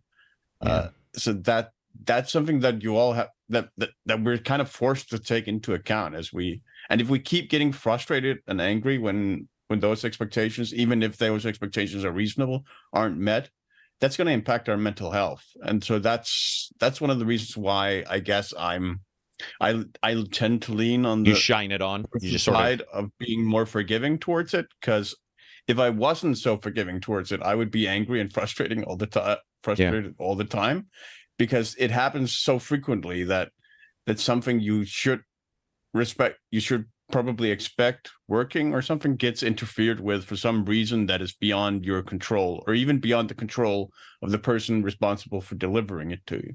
Yeah, I think the big thing. Oh, I also just one quick thing. I also think, for obviously being frustrated that you can't play the game you bought, I completely respect that. But it's just like when people start playing the blame game and start like inventing a boogeyman, being like, hey, fuck this guy, the CEO or whatever, or dev or whatever. That's when shit gets murky. You know what I mean? Where it's like, man, it's not, you can't really blame one person or one thing. No, and I think that's why, because frustration or apathy. And we are getting to the point of apathy where people are just going to not buy. And that is what nobody wants. Consumer doesn't want it because they want a good game and they want to be able to buy it. And the developer wants you to get it. And what's funny is Johnny mentioned the algorithm. Helldivers was #1 in every SEO department you could check. Like, they knew it was doing well. They had wish lists. It was like the actual like precursor to this doing well was insanely instantly known. It was also their first attempt at a PC PlayStation crossover and instant release day and date. They should have taken and made sure that it was, in this particular state. They tried, they attempted, it didn't work. What I am bothered by and what has caused apathy in me, I get frustrated at everything, because the honest truth is, if we say it's okay, I'm saying it's okay with this. Yeah. It's okay with microtransactions. It's okay that this has bad, this has bad FPS. Pretty soon, I feel like I'm just saying everything's okay for everything. Yeah. And we're in the same bullshit. But what happens here is they tested it and it didn't work. They have another game coming. I hope whatever happened with this one, everybody is getting together and saying, how do we not have this happen? And this is the same way I felt with Halo Master Chief Edition, which was just terrible. Like, Halo Master Chief Edition was one of the most unacceptable releases I've ever seen in my life. Unity has been patched up, but Assassin's Creed Unity was that way. So I'm going to hold big, small developers, accountable for different things. Hitman 3, at launch, servers were complete, total shambles. Yeah. Even though that game should ostensibly also have an offline mode, it does not. It requires you to be online to play it and to retain your progression items and stuff. And servers at release of Hitman 3 were in complete shambles. Right. And I mean, again, Marvel's Avengers matchmaking completely broken for months. Yeah, for months. Through that. For that game. It's just like, it's so often, and like you said, it's been so often for 20 years that, I guess apathy has set in for me at that point. Yeah. Where I've become numb to it. Because if I didn't become numb to it, I would just be frustrated all the time at the state of.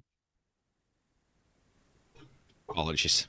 The dog is barking. Silver. The dog hears Silver, loves Silver. Baron's like, that's my man. Silver's back in the podcast, baby. Can I get in?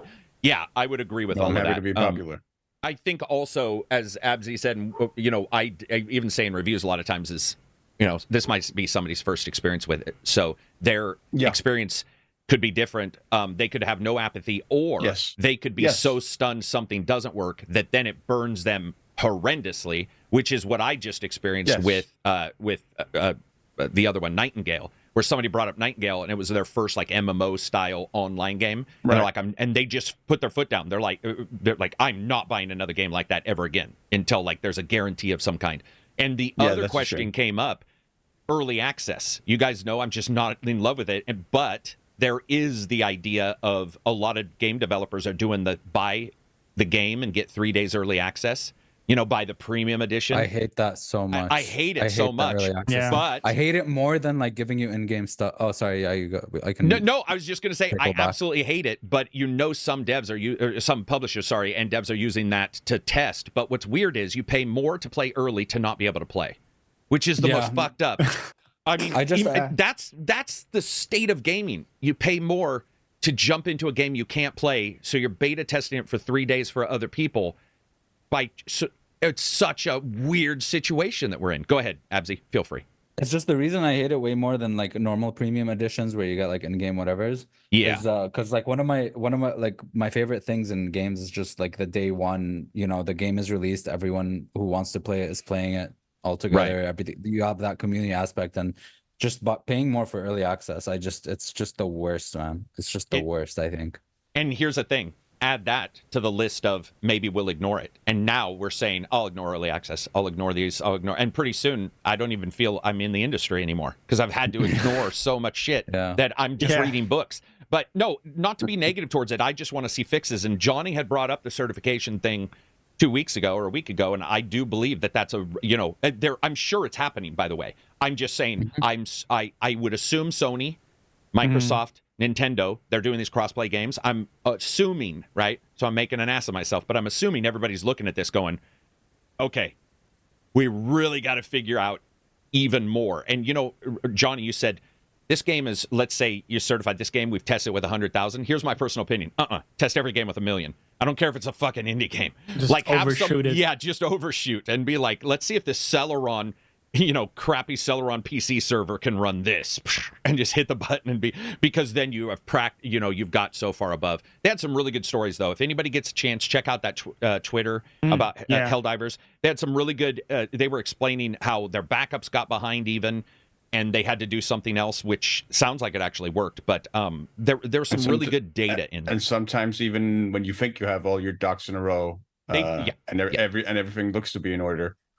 You hit release date and everything just falls apart. But I feel like the status quo right now is we will try our best and we hope the game works, but we're sorry if it doesn't, and we'll work hard to bring it back up. That's sort of like everybody's PR line right now. Right. And I agree with Karak. I'm also frankly, pretty tired of it. It's not that I blame devs or anything. It's that I think we need better systems. Yeah. So it's not like this case or this game. It's better systems in general for people to follow so that we have better guarantees, better chances that it will actually work. Chances, right, Johnny? And the other thing, Johnny, too, is like the cloud. Xbox and PlayStation have cloud now. They're both streaming. They're both doing all this. Well, you got to make sure that's working. Everything's online now. So it's like, let's move all of the testing to a higher degree, especially if these companies are announcing record gains. And I know some people say, oh, they laid off people, and you find out they laid off a group that wasn't really connected with this thing over here. But if that game is coming out and you're getting pre-sales on it and stuff like that, you got to make sure to put some money into that testing, get that thing fucking working day one. And one of the worst examples is Microsoft, with a couple of their titles, and now Sony's had an issue. Luckily, they've got it working, and Abzi, like he said, he had it working almost the entire time. So it's obvious that it was able to get some people in, which is the best part, but more people want in, and I'm sure the devs didn't want my return of the title. You know what I mean? They didn't want to have to see that somebody has returned that title. But moving on from there, it's good, man. It sucks, but if they learn from it, it's a good learning experience. If they learn from it, and it sucks for consumers, and I want it to end ASAP. So I just don't think it's that simple. I think it's gonna keep happening a lot. I don't think it's simple at all. Yeah, no, like I just don't think. I don't know. You legitimately are saying you think it just won't ever get better? Yeah, I even have defended Blizzard out of all people, from this, because like every single time it's like, yeah, guys, if they had the means, they would have done it by now. Like I just don't think I don't know if they'll spend money on it, Abzi. I truly am wondering how much. Why wouldn't they? Exactly. That's the question. Why wouldn't they? But I just don't. I think it's just like issues, like back-end issues every time, just unique issues with the code base and scaling servers. Then there has to be a different way to deliver the games. Then it has to be demos. Then they have to switch everybody. What if you had a rule? If you have an online game that's for sale, prior to it going live, you have to have a demo for a week. I'm saying there will never be a rule like this, but internally, consumers could expect done that before too, and still face server issues. And it's also fixed things too. See, that's the thing. What I'm saying is we are at such a low level that even a small step in progress would probably be massively noticeable. And that's the issue I have, is that instead of just saying, at some point, dude, Yeah. We're talking about this all the time. For the last 4 years, this has been, well, and then even prior to being on the podcast, it's just been a thing. It needs, I mean, at some point, if I went to a movie and that fucking movie didn't play, I'd be pissed. And that thing only cost me $10. Obviously. So yeah, of course. Movie but guys. I don't think what you're saying is opposed to Karak's point of view. I think you're saying. I don't think I was opposed to his point of view. I'm just saying that I'm more pessimistic on the. Yeah, but I think let me try to have a go at this, because like my read from what you're saying is like if there was some hanging fruit solution, they just would have done it. They would have found it and would have fixed the problem. Sure. But that is not exclusive to, that doesn't exclude the let's have a crack at making it better, even if it's a very hard problem. And we no. You think I'm not saying they haven't tried. I am saying you didn't hear us. We distinctly said they have tried. We want them to try more and put more money into those systems as they continue to move worldwide online. Yeah, I think they'll continue to do that. I just don't think the problem will be eliminated. Nobody said that. We'll still be saying the same, like having the same, like they're going to try more, and then we're going to be like, well, they should have tried even more. You know what I mean? Yeah, but that's the progressive desire to have your shit work day one. Sure. I don't see but any it's still not gonna. But it'll still see improvement, which is what we're saying. So it isn't exclusive. And I'm not even saying it will get massively better, but even a small step would appear massively better, and certainly would allow for a game like Helldivers to have its actual concurrent player base be accurate to the people who fucking want to play it. And we have had games that have had an issue day one and pretty much got it solidified, and things go and get working. All we're saying is that, and I'm the first one who will admit, you can just look at some financials from some companies, and you can see they didn't spend a bunch on an online games server testing or network, and you're like, dude, what? And we've had years later where developers have talked openly that they had an online game that came out and they weren't given near enough money to prep that game. Which is why I say don't blame the devs, don't blame anybody, just make it a company structure identification, like a part of your DNA. That if we're going to do this, but we've had devs actually openly state that they knew. With what they had money-wise and the testing that they were given, it was nowhere near what was needed. Yeah, I think they should just offer like offline mode or peer-to-peer stuff. Offline mode has to happen. I think from now on. Those are very good fallbacks, right? Yeah, I like the idea of falling back to peer-to-peer too. I actually do. I know it sucks because we've seen peer-to-peer have its own issues. The Comcast shit where you unplug the cable and like you'd win or whatever, and gears and all the old weird shit that would happen, but. Yeah, we're just in such a tremendous time, and with so many of these big games, and as we move forward, every developer, I mean, it feels like every developer wants an online mode, and if you want it, you got to deliver it, because there is also competition, and I want to see good games so we can make a decision on the good game, not the game that might be good, but I can't play it, which is really frustrating. It's really frustrating to be like, this game is good when it works. I mean, that is a terrible thing to say. Like, it's almost worse than the game not coming out yet. Is being like, yeah, when it works, it's good. You're just like, damn, it's such a harsh way for an industry to run, and we definitely run that way. Of course, because you feel like you're locked outside of the house, banging on the door. But the couch is comfortable. Your legs are tired, and you're like, dude, I really want in this house because I know that couch is comfortable, but the couch didn't load because you're playing The Sims, and the couch just doesn't pop up. Moving on from there, though, Indio is saying Deep Rock Galactic has thrived P2P. Yep, I think Deep Rock is only 4 players, though. So there's a difference between, like, let's say, a larger lobby game. But yeah, for sure. Helldivers 2, yeah. Helldivers 2 or Helldivers as well? Helldivers 1? Oh, as well, yeah. They could do that probably because of the four-man. But I mean, Deep Rock is a very good example because Deep Rock is, like, reminiscent of Helldivers in that aspect. I mean, speaking of talking about... To my recollection, never really had server issues, but Deep Rock also didn't hit it out of the gate like Helldivers had. Well, here's a company that we know somewhere, publisher or developer, didn't spend enough, and that's Payday 3. Right. I mean, that is absolutely one that you can look at and go, yep. Yes. That one, I mean, they didn't, it wasn't even ready. Also with Payday 3, the absence of an offline mode, which they now have said that they're going to include. Yeah, so that's the other thing I was talking about, and the positive part of this is I do like the companies. I wish they'd do it day one, but they're turning around. How long's Payday 3 been out? Like that released October? Oh, what the so fuck? 3 Really? months.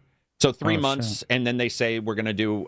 So it would be great 5 to months. just do 5 months. Oh, sorry. Yeah. I don't know. I missed December and November in that math translation. Yeah.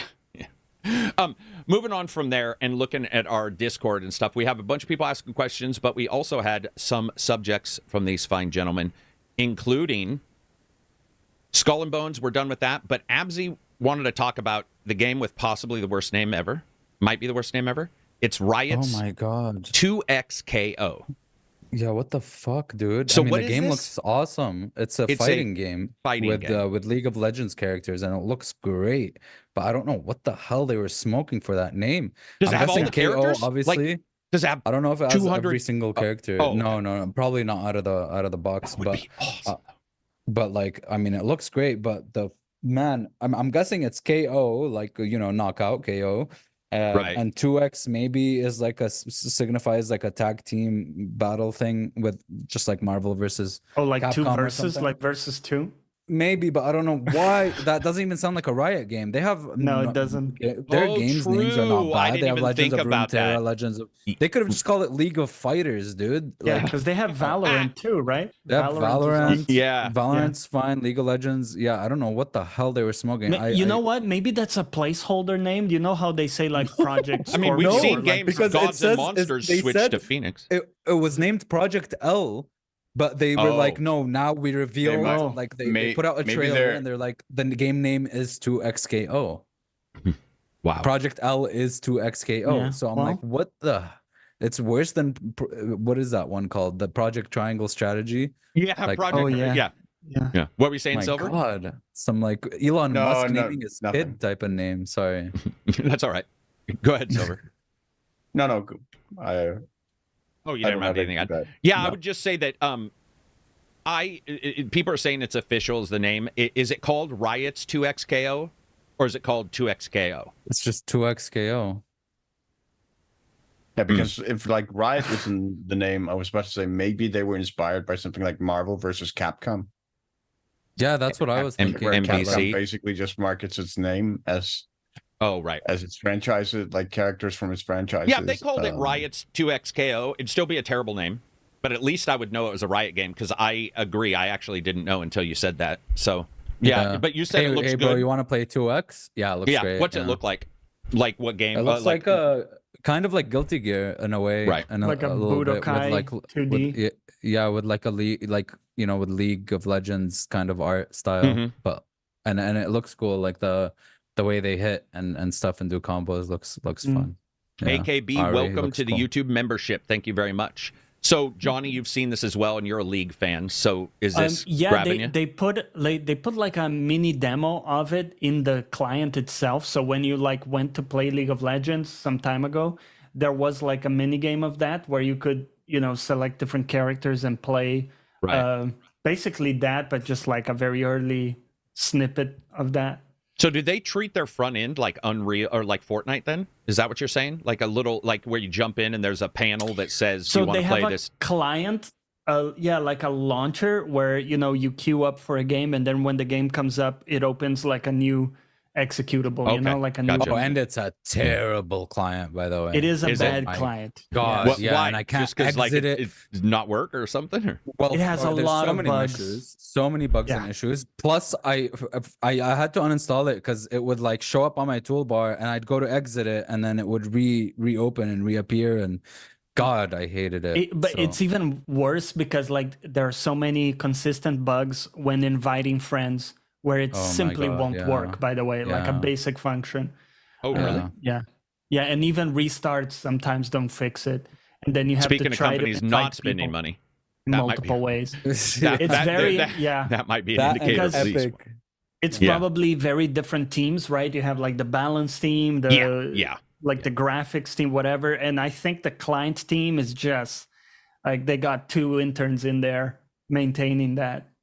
That's too bad, man. That's too bad. What is good, though, I was looking through some news today, and I wanted to ask you guys something. So, first of all, okay, I don't know about this. I don't know what to think. Remember when Remnant 2 popped on Game Pass without telling anybody? Oh, yeah. Now Dead Island 2's popped on Game Pass. So, and I didn't even hear about it, by the way. No one did. So let me ask you guys a question. At some point, if it's on accident, you say it's on accident, or you pretend it was on purpose, like that slam dunk you did that you actually just meant to do a layup and jump too high, and you do the little wink. Phil hasn't winked yet. And at some point, they look like mistakes. Like, I'm happy it's there, but they just pop, and then they announce, and then the next day. So it's this weird thing where they're almost rewarding leakers, or rewarding the people scanning and scraping the internet for some, Dead Island just showed up in Game Pass, but no one announced it. Do you guys think these are accidents, or do you think it's like some... Because at some point, if they're accidents, wouldn't you go to the intern? You're like, Billy, your time here is ended. You got to go. I can't imagine they'd be accidents. I think it's just poor communication.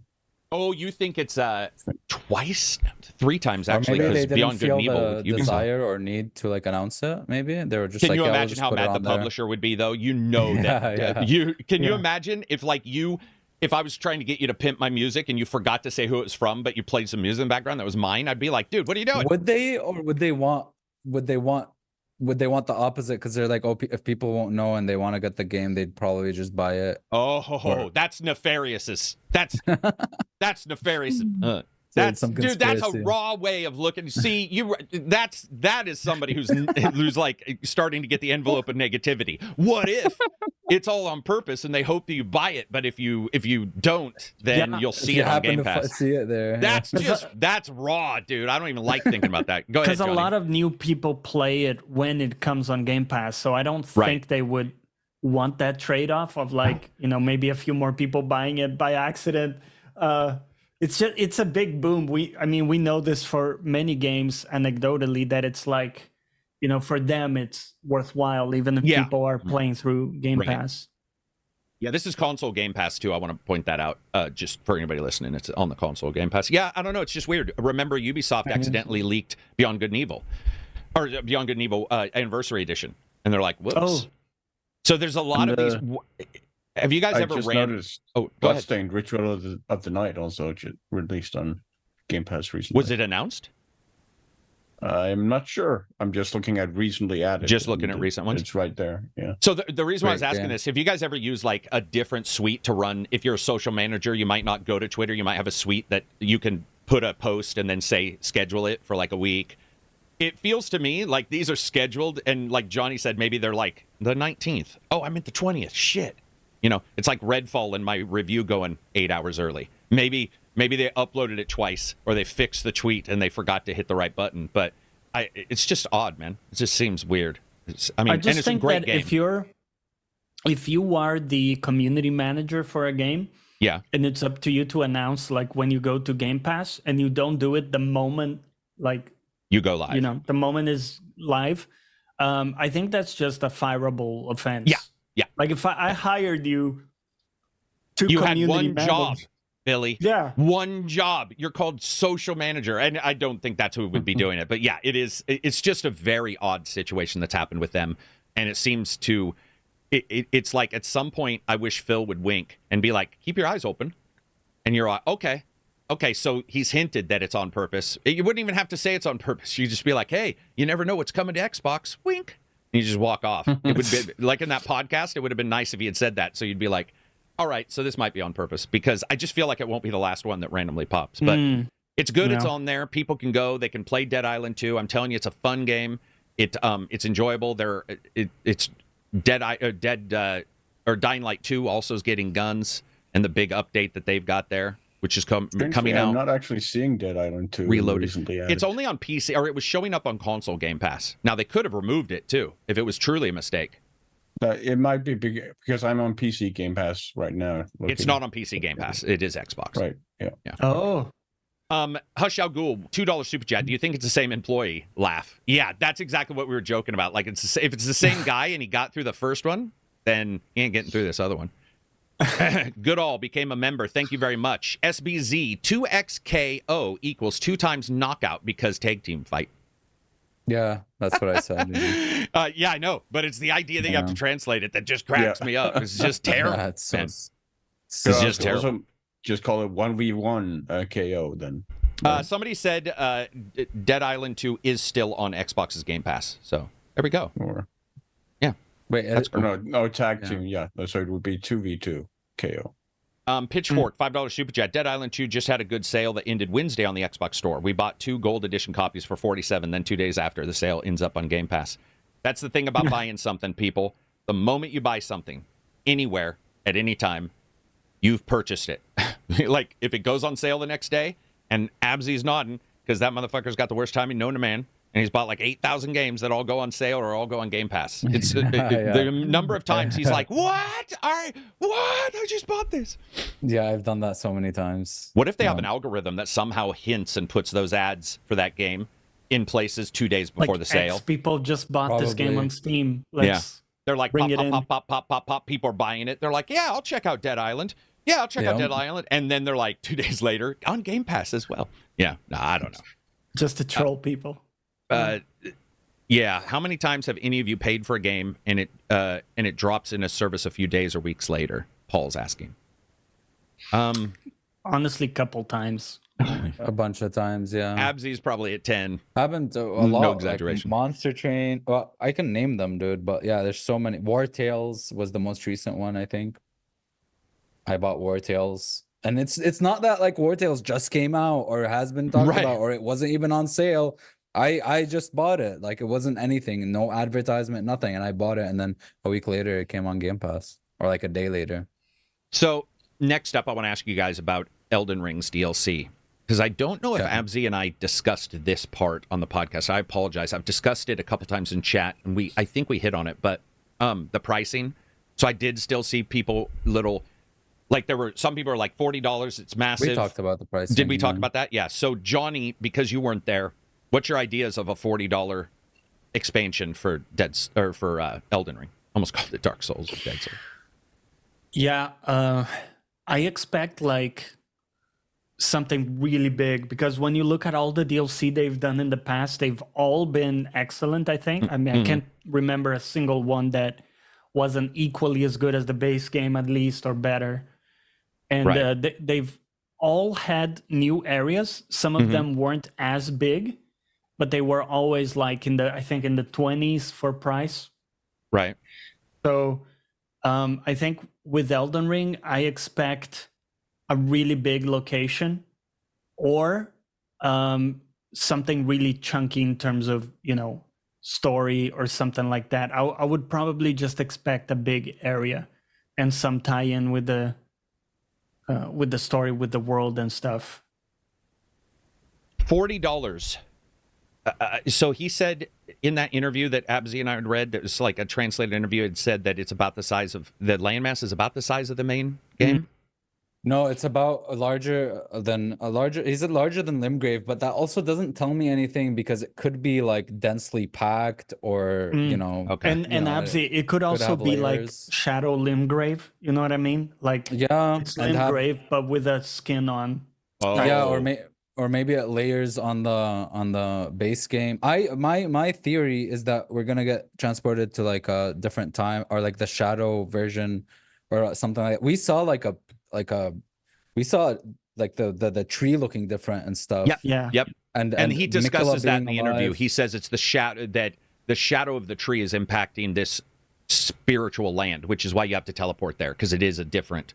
And what I saw in the video didn't look like repeats of the same locations either. And he said it's like you portal to it, like it's a completely different thing. Right. It's not like connected to the landmass. Yeah. So but it looked layered, because we saw like a Necron underground area. We saw different looking regions. So I just wonder how it all comes together.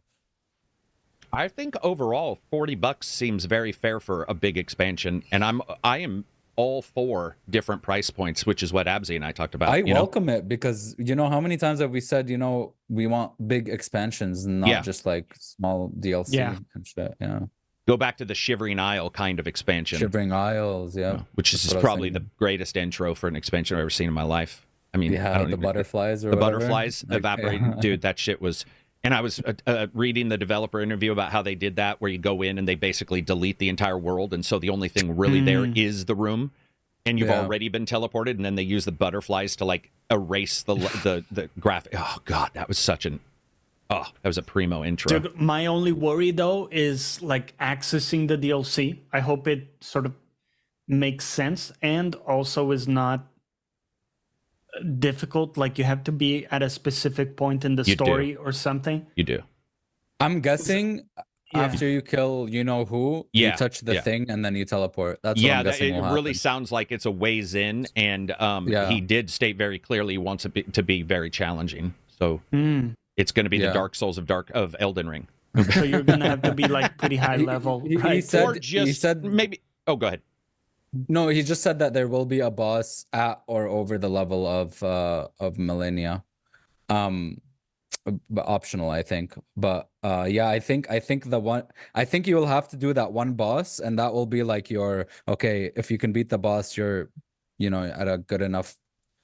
Some people have beat the whole game with a level 1 character with a club. You already know. So yeah, here's the thing, dude. That's why I'm debating reviewing it, even because I play a lot of games now. I got to go back, and this is what Johnny and I had an issue with the Surge 2. Relearn was the everything. DLC was about a third through, I think. And so you haven't played in a while. You're getting schooled, and then you go to the schooled spot, and these guys are like, "Sup, bitch?" And instead of a high school, it's a high school filled with the bullies, and you're like, "Oh, dude, right."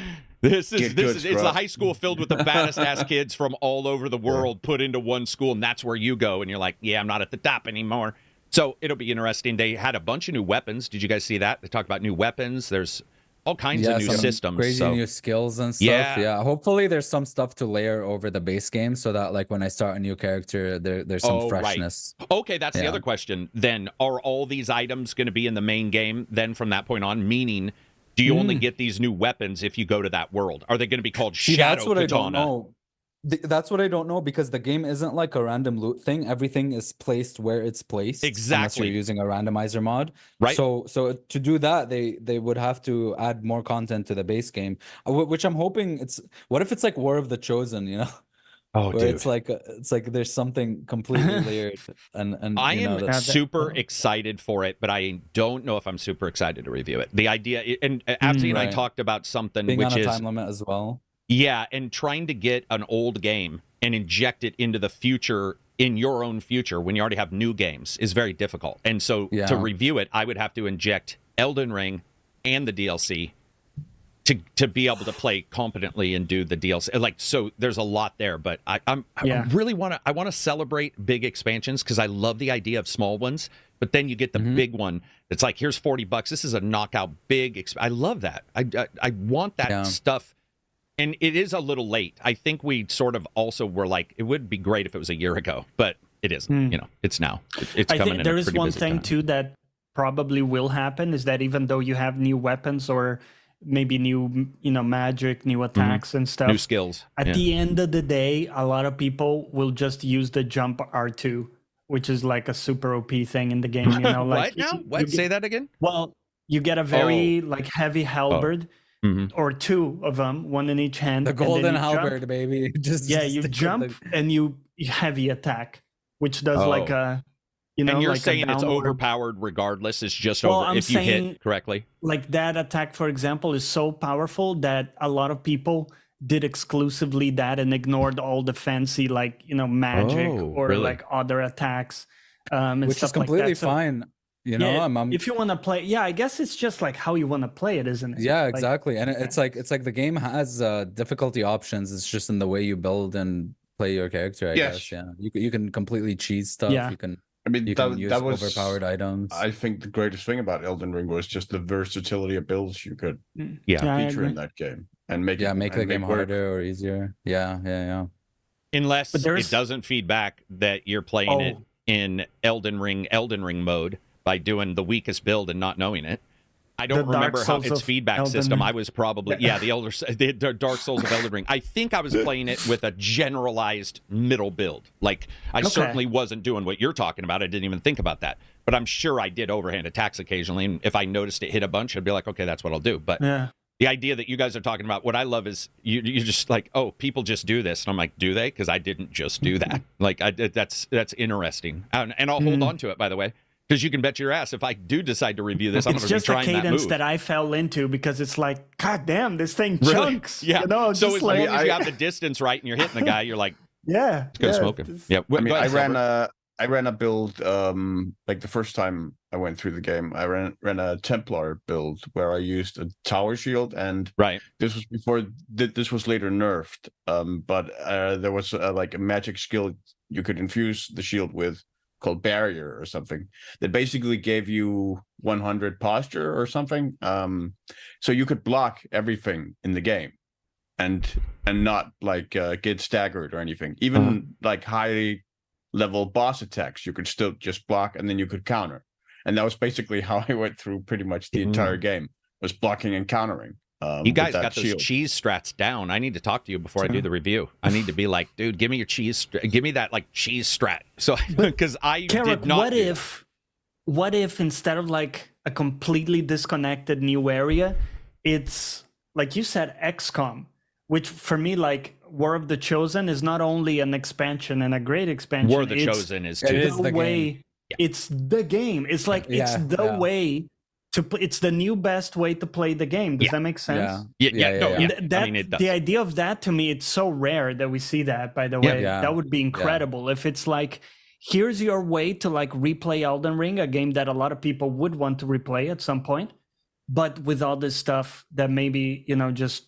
Yeah, I'm just wondering, as Abzi said, the items are placed. So, will they place those? So, I guess what I'm saying is, could a person not even know they have the DLC, but they do, or whatever, and they're playing, and they find a weapon that was added with this DLC, which feels like that would be the way it would be. But as he said, since the items are placed manually, it was balanced without the DLC originally. So, what do they do then? Where do they put these other weapons? Yeah, it's not easy. It's not easy. I'm going to read a super chat here, and then we'll move on. Soulskeeper, $6 super chat. Hoping for a surprise where it will be the same size as Limgrave, but has an underground or sky layer. So I could be wrong, and maybe Abzi, if you have a chance, you can look at that. I thought he said it was about the size. I thought he said it was the size of the original main landmass. Is that what we're calling Limgrave? Okay. So that's pretty big. Limgrave is like the whole lower section with like the island in the bottom. I think that's more than big enough. Oh yeah, okay, yeah. Now I know. I really hope it isn't underground, because we already kind of got that with Elden Ring, with that massive sort of underground labyrinth. Necron underneath the earth, beneath the earth. That was really, really cool. So I don't really want to see that repeated. I would like to see something, I don't know, ethereal or astral or something maybe. I get that. Yeah, I don't know how they would top that elevator ride. That was such a big seminal moment. No? Yeah. For some people, the beginning of the end. Craig says, but Miyazaki said leveling is a lot more dense than main game. No. Yeah, so I'm guessing I think it just means like when you go to the DLC, high level guys. I mean, we saw like a big castle looking thing. Oh, they showed a lot of the game's locations. In the Q&A, in the Q&A, because you know how every like Limgrave has one legacy dungeon, another legacy dungeon. He said you can expect large legacy dungeons with an S, plural, and smaller legacy dungeons. Yeah, so, I do remember that too. And maybe that's where those items are or something. Like, it's gonna be. Here's the thing: in the end, Elden Ring is a pretty weird game in multiple ways, and the way you can experience it, there's only many Dark Souls games are like that. That's a certain style of their open world. It'll be fine. Whatever it is, that probably won't be the thing that stymies me. It'll probably be something else. And I'm not going to get the DLC just to run around the main game and look for the weapons anyway. But it would be interesting to see if somebody new decides to get into it, what their experience will be. Will they need to teleport? And we've seen that in other games where they have like hell weapons you only get if you go to hell. That's fine. If that's the way it is and those weapons are only available there. I'm just wondering if you start up a new character and you, like, would you learn that new character? You learn and then you just switch weapons. Yeah, I mean, I think that's just the way it's going to go. Yeah, and I would love to see, like, here's a templated level 40 character or whatever right. for you to go directly into the DLC if you wanted, maybe something like that. Yeah, did he say that?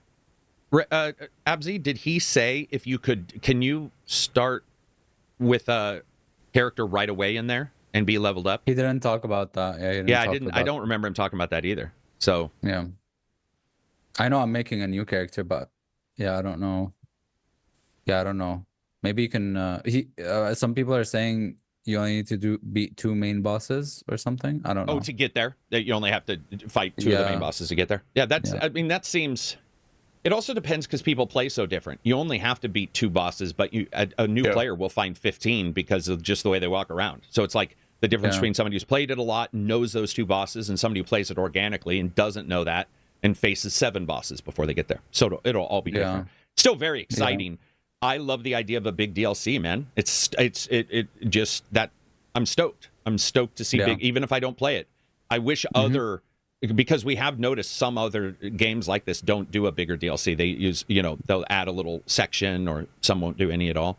The last time we got something was like Blood and Wine, I think. That was what I was going to ask. Blood and Wine. Yeah. Did Dark Souls 3 have a big DLC? For some reason, in the back of my head, yes, it did. I thought it did. I thought it was a sizable one. It had 2 even. Okay. So there you go. Fairly sizable ones. I feel like I played that. Maybe I haven't reviewed it. I don't know. It's been a long time. I asked everybody for topics on Twitter. We're going to jump to those for a bit before we go into another bigger topic. Fuma says, ACG, how does one review world design versus world building in a game?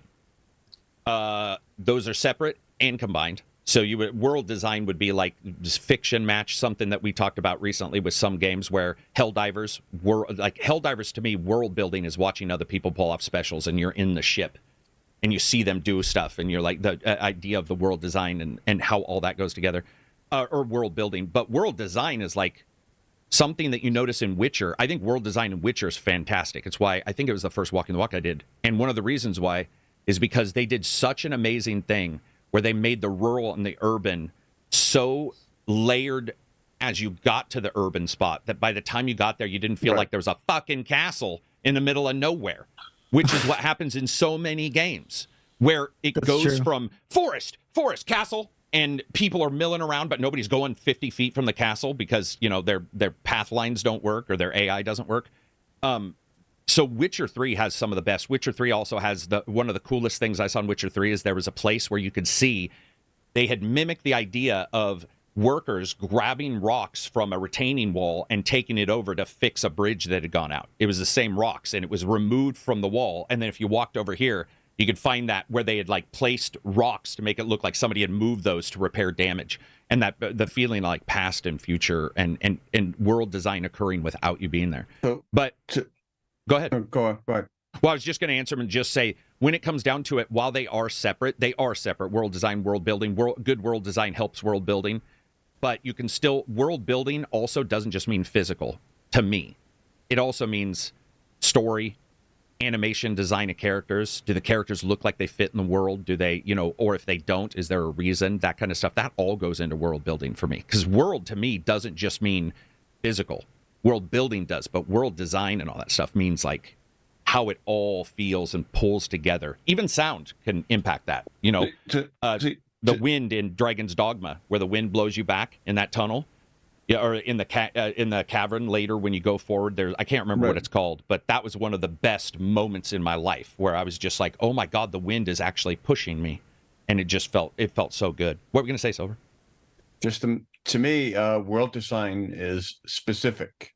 Kind of like you touched upon, it's like architecture. It's specific positioning of trees.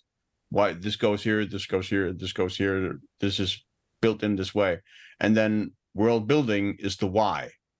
Why is this positioned here? Why is this architecture built this way? Why are these people here? What are they doing? Why? It's basically the why of it. So it's more abstract. Yeah. And I think to me that's where the delineation is between the two. And I would say that there is a delineation, but when you talk about the game, most people, and I think this is totally fine, including myself, will conflate them because it's all what, unless you're, if I do a walking the walk, I might talk about them. But if you're doing a review, and he specifically asked for a review, I'd say a lot of people just talk about it as a whole. How does it come out? at the end, is it good? And then maybe why and which of those two places it works out. So like, let's take Valhalla, Assassin's Creed Valhalla as an example, right? You have world design where you have buildings with thatch roofs, right? That's a design decision you've made to build those. And then the world building is, why are there thatch roofs there? Which is then the historical explanation for it and the context there incorporated into that. Brian Graft says, best podcast isn't even close. Thank you very much. Even though that's not true. At minimum, Lex Friedman's better than us. Just wondering if you guys like the Telltale games. Yes. In fact, I would say I like quite a few of them, right? Yeah. Oh, that's my cue to go to the bathroom. Be right back. Yeah, no shit, right? I haven't played any of them. Sorry. Jesus. Yeah, Telltale games are good. It's a good question, but yeah, I think we hit most of them amongst all of us. We've probably hit all of them, I would assume. Yeah, and I think most of us even shared on like a preference for Wolf Among Us. Yeah. And I definitely found myself enjoying Expanse, even though there were some issues with it, because it was that prequel prior to the show, and I felt that they did a pretty good job with that. Yeah, definitely like their games. Tipsy Tater Tot says the makers of Hitman are making a James Bond game and an undescribed fantasy game. Which of those two are you more excited for? Definitely the Hitman game or the James Bond game. That's the one that ties into their main strengths as a studio. Into their strengths. Okay, so I'll say the opposite because I feel like I might confuse Hitman for Bond as the game continues, if that makes sense, because there is some overlap. So I want to see how they handle fantasy. But both, both look awesome. What about you, Johnny? Do you care about it? Did you do Hitman, Johnny? I don't remember. Yeah. Were you a fan of all three of them? Okay, like the recent ones. Does Bond I never played the older ones. Yeah. Oh, you're fine. Trust me. Yeah. I like Bond. I do think there is something unique about him compared to Hitman and other. There is something there palpable that can be exploited in the game, more on the narrative side, if not the gameplay. Certainly the social. The social. There's the coercing people, right? That he does, or I guess like bamboozling / romancing, all that type of stuff. Yep. Which I think would fit marvelously, as Silver says, into a game and have something cool happen like that. Yeah, because Hitman's a robot, right? That dude probably has no junk. Yes. I mean, the honest truth is, if you stripped him down, he looks like a Barbie doll. Even how he moves. True. That's also like the funniest and most absurd aspect of those games is the way he, like 47 blends into the most absurd positions, whether it's like a hot dog vendor or and his cheerleader, and he's perfect, or he can mimic anything, so he can become like he's super qualified, whether he's a drummer in a rock band, he can do that at a top talent level. He can play the violin, he can do whatever is required of him. It's ridiculous in whatever position he's put in, which is really, really funny, and it's played for laughs quite frequently. I think what we are going to see, guys, and this is my honest opinion for Bond in particular, I think they will go with the big disguise route, even though Bond isn't necessarily known for disguises. But they've tried that in Hitman. They're always doing the disguise. You put something on, people can see you if they get too close. I think they'll hinge on that some, and then the more action versus Hitman's assassination kind of stuff, because Bond doesn't really assassinate much. I mean, the newer ones, I think he does. You could claim some of those are, but a lot of his are he gets attacked and he fights somebody, or what have you. Yeah, that's true. And he's a lot more like action based. Exactly. Like he's driving cars and he has all these gadgets and that's a good question. Do you expect to see, straight up, Johnny? Do you expect to see Bond rolling around in a fucking Mercedes, with the sponsorship heavy, got his Lexus phone or Nokia phone? And if you can't press at least 3 buttons to do different things, like toss, toss a guy over your shoulder while talking to the chick and be like, "How you doing?" That or like that. So much. It isn't so much assassination he does as it is sabotage, arguably, where he gets sent in to destroy the base or whatever. Yeah, so like that's why I think maybe doing disguise missions would be great. Undersea station or whatever it is. Because don't you guys agree that Hitman, the makers of Hitman's biggest difficulty will be differentiating Agent 47 from Bond? It will be that. I mean, that will be the biggest one. The looks will do it, but truly, they're going to have to figure out a way so that people don't go, this is a mod. I think that might actually, like, staying away from disguises might actually be a way to differentiate. Could be a way to differentiate it, yeah. And Bond doesn't do a lot of disguises, so. No, in fact, I mean, like Casino Royale, he's Bond. Like, hey, I'm James Bond. Yeah. It's almost a meme now that, he just announces himself. He's generally not great at stealth. Yeah. On the other hand, there have been many a Bond movie where he puts on a cap and, like, sneaks by a bodyguard. Yeah, so maybe there'll be the short disguise things, like the interactables and stuff. But Hitman, even the world of Hitman is so rigid. Like, everybody's got a fucking stovepipe up their butt. Like, everything in that game is so rigid. Everything, even though the world itself is dynamic and you can do so many things, the interactions are very rigid. And so I'm wondering if that would go away. Like, are they going to go for an action movement on him? They would have to, right? Like, what if he moves? Hitman's gunplay is terrible, and Bond has a lot of gunplay. So that's a problem. There's no driving in Hitman, and every Bond has to have at least one gadget and a car and For me, it'll be a Tesla. It would be ideally it would be a first-person game for me, but I know. No, I agree with that. Yeah, no, I could. That did you play? Sense. I would love that. Was it Quantum of Solace? I did. I think so. Yeah, I think so. It was a long time ago, wasn't it? Yeah, dude. The thing about Bond is he's all attitude, and you got to figure out a way to play it. You got to figure out a way. So, because Bond technically walks around with his balls on his forehead. He's so testosterone-y. Like, everything about him is machismo and stuff like that. And you have to figure out, because Hitman is asexual, really. There's just take nothing. Some inspiration from Everything or Nothing, because that's arguably my favorite Bond game. Game. Which one was that? Game. That was the one with that was the first one EA did. The first one EA did, and it was. Is that after? And it was with Pierce Brosnan. That's what I was going to ask. And Willem Dafoe. Willem Dafoe was the supervillain. Did I have that on GameCube? I think I had it on That's GameCube. An old one. Yeah, that's what I'm thinking is Xbox original or GameCube? Early 2000s. Yeah. Gotcha. Yeah, I think it was Xbox original. Dude, I just can't wait. I remember the first mission, dude. PlayStation and 2. the car, and like the first mission in the car, and there's an explosion. See, that's what I'm saying. It has to have car stuff. So how do you do that? What you probably do is it'll be like, or it'll be chased and like around Italy or something. You'll have like the almost like the Mission Impossible small inside the city races where you have to be really, you have to be a good driver, or maybe it'll go towards some of the seaside stuff we've seen in Bonds where they're going top speed around corners. Like, either could be fun. It's just those developers don't have any. I don't have any.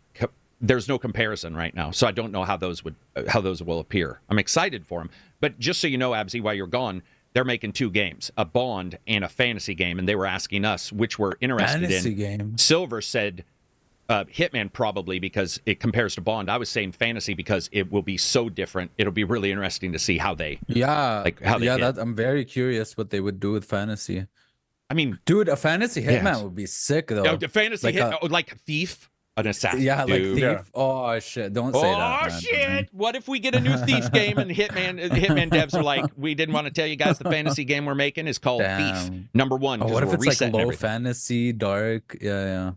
Dude, I'd be all over them taking over the Thief, like the actual Thief IP and everything. I would actually be for that. Yeah. It would be a different style. I do believe it would feel different than most of them, but it would be good. People are saying Nightfire is awesome. Bond does have a fake identity in Casino Royale as Arlington Beach. It's just the villain has intel on his real name. Oh, yeah, that is true. But like Everything or Nothing essentially played out like a Bond movie. It did, like with the cutscenes and everything, the way cutscenes tied into gameplay that I remember. And then they did a game version of From Russia with Love subsequently. I think it's a sequel to it. They've done a lot of Bond games. That one. Technically, when you really look at it, there's been a good number. Because they had the IP for a while, EA. Yeah. Wasn't From Russia with Love kind of arcadey? It was like a pretty arcadey game, wasn't it?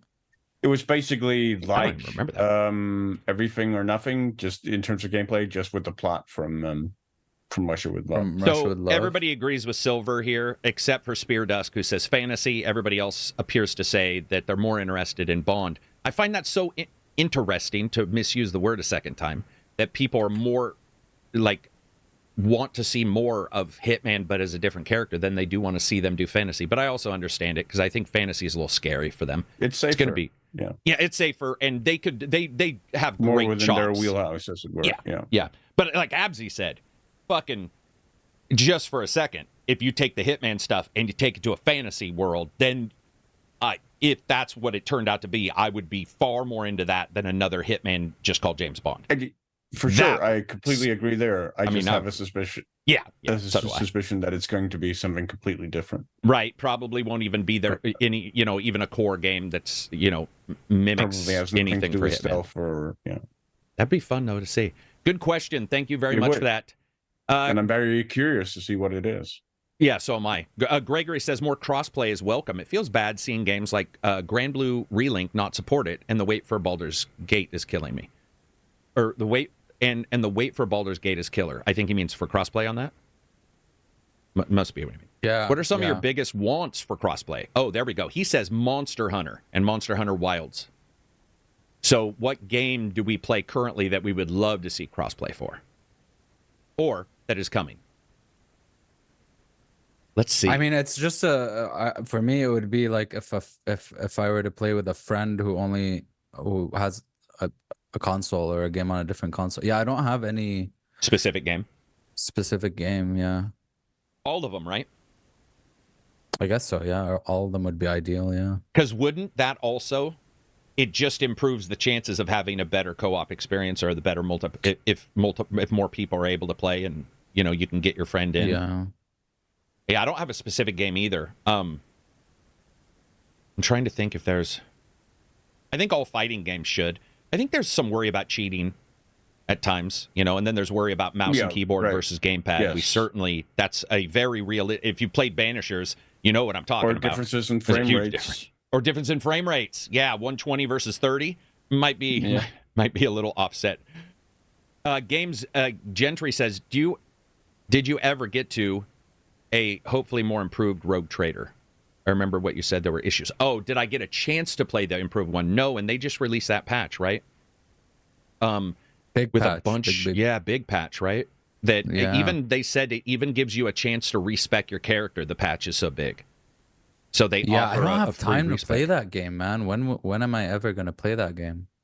Yeah, I think that game it'll be on the list for like a mobile when I'm, like someday just sitting down and play on my Lenovo. Or if there's ever any breathing room. We said after 2023 there might be, but there hasn't been, so. Hush Al Ghul, $5 super chat. What if they make a Hitman game like Legion where you can recruit people off the street? Listen, that's my sweet spot, man. Legion, once patched up, became hilarious.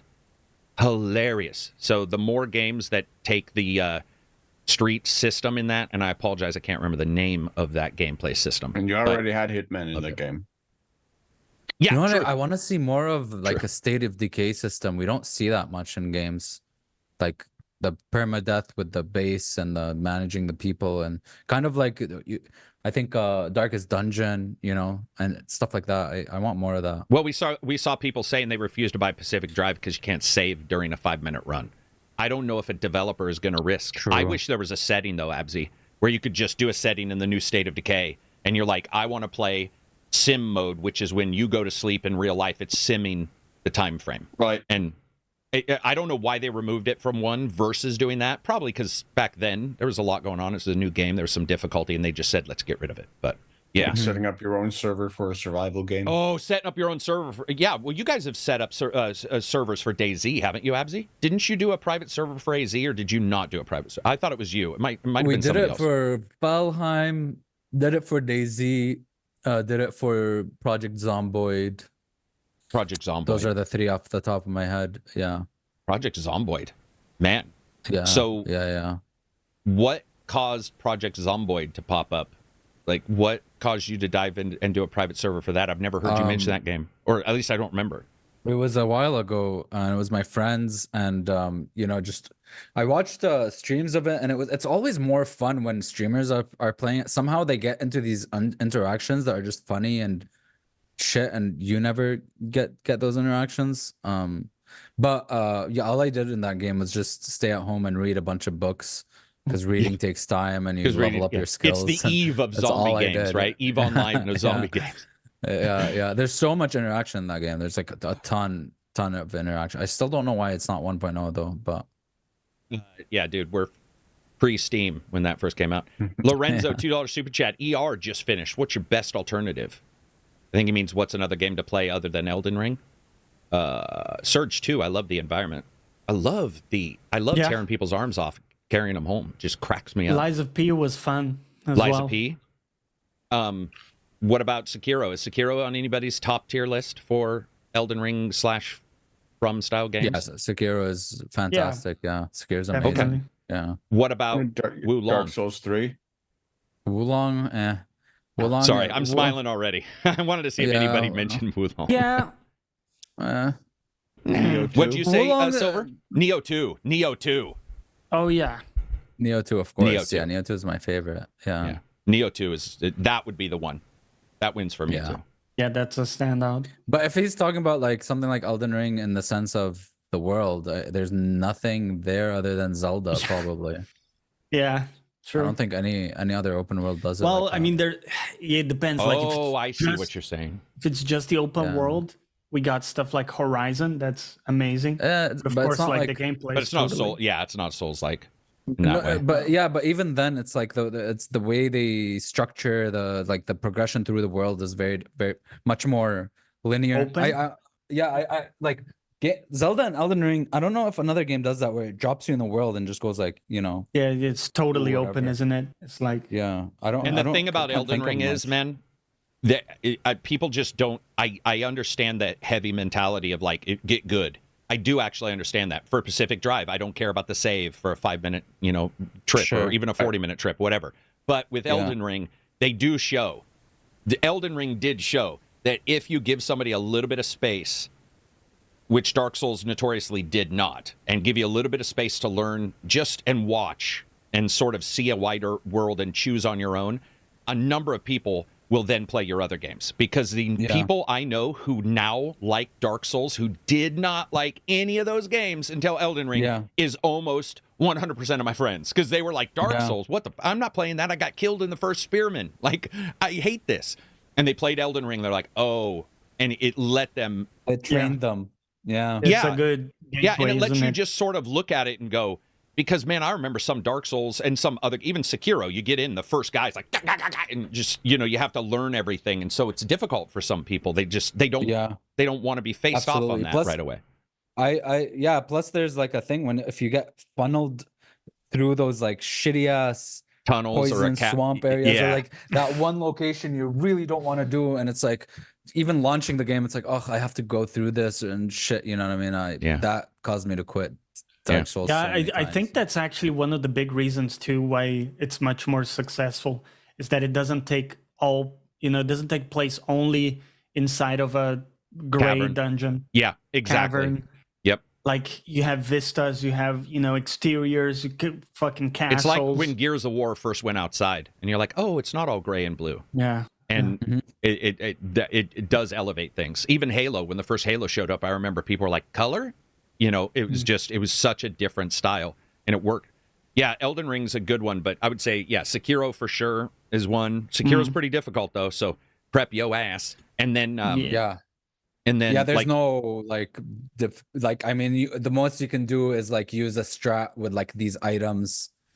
Yeah, it's definitely certain fun upgrades. way more than Elden Ring too. It's an action game. Yeah, it's an action game. No, I mean, one thing that helps significantly with Sekiro with difficulty is you have infinite stamina. Yeah, that for Exactly. sure. So you can just keep sprinting. You can And a just keep giant sprinting symbol around that the tells you enemies. when you need to do something. I mean, there are a couple things in Sekiro that were you could almost see them trying to reach out to other gamers. It just they needed longer reach.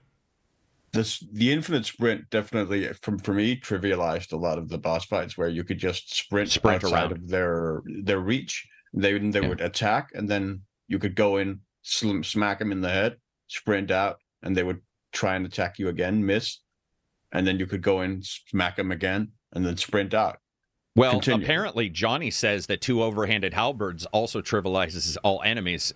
So I got to try that. I actually made a little note to be like. It's also, by the way, very satisfying because I assume big so. fucking halberds and. I assume so, especially in a game world where It's like it the is wrath easier of to God die. is descending upon the enemy. Yeah, but It's I would great. say Neo for true combat. Neo is the Neo 2 is if like you liked the combat stuff. Neo 2 is just man, it's primo. Moving on from there, let's see. We were asked once again about the fighting game name. We got that. And then Baseball Gear says, what's a perfect day from start to finish for you? Perfect game? Perfect day. Easy. No, perfect day. Oh, okay. What's the perfect day, start to finish? Like what day of like what? Like I don't know. That's a day pretty eclectic happened? question. I Yeah. mean, No, he's saying like what would you do? What would be your perfect last day? Tuesday was last Tuesday was a pretty perfect day. Was a pretty good day. It's a pretty good day. You ever had those days that you go to sleep and you're sated, you're satisfied, It's basically the days where I get enough sleep are perfect days. You know, if I go to sleep at a reasonable time and I sleep for like a good 7-8 hours and I wake up, that's a perfect day. That's gonna happen. A perfect day will happen. Yeah. You said I don't think 7 or 8, right? Because it sounded a bit to me like you said 70. Oh, 70 or 80 hours. Yeah, dude, just a coma for a week and then he's energized for a week. He's like wakes up like a fucking vampire. No wonder Absy's up all the time in the chat. So those if I weeks sleep are the more than 7 or 8 hours, I'm dead. Feel rough. A dead person. Oh yeah. But the issue with me is that even if I don't have work the next day, if I sleep too late, I'm still gonna wake up at like 12 maximum, 11 or 12. Like I can't sleep further. So yeah. So I wanted to bring something up for people who are interested in Nintendo Switch news. Most of the time prior to a console announcement, a couple months, not always right away, they change what their Direct looks like. And I don't know if you guys saw this, but they changed the new style of their Direct. So they did some ads. They say, here's the new Direct, and they've changed to almost a glassy kind of display, and they've done it with the Wii, they've done it with the Switch, and now they've just changed it for this last one. Do you guys think we will get a Switch 2 announcement this year? Or do you think because all the rumors and the hardware guys and stuff are saying that it's delayed, that they will wait until next year? Do you think we'll get a Switch? Do you think they'll show us Switch 2 this year? If it's coming out next year, yeah, for sure. I don't. You think so? Yeah, like Switch 1 got shown towards the end of the year and got released, or like in the middle, like summer. Was it Wasn't a summer release for the Switch 2? I don't remember. No, it was a February release. Oh, no, okay. January, March, April or March release for the Switch. But it was shown the year prior. Towards like that. Yeah. Yeah, I'm trying to debate, like, if they want to hold on to the Switch because it's doing well. It has dropped in sales, but it's still doing well. I've always wondered, like, do you show the new one and it's so good that your OLED isn't selling as much anymore? And they didn't really release the OLED too long ago. I mean, it's not new, but it seems like it's doing well. So it's always like, are you cannibalizing by showing it? Yeah. Which I do feel you might be a little bit, especially if they show it and mention backwards compatibility, because then people are like, I don't want to play Tears. I was going to get Tears, but if it's going to be backwards compatible on Switch 2, I'll wait for the 4K version. Maybe, but I don't think that's Nintendo. That's you don't think that's historically been a major concern for Nintendo. Right.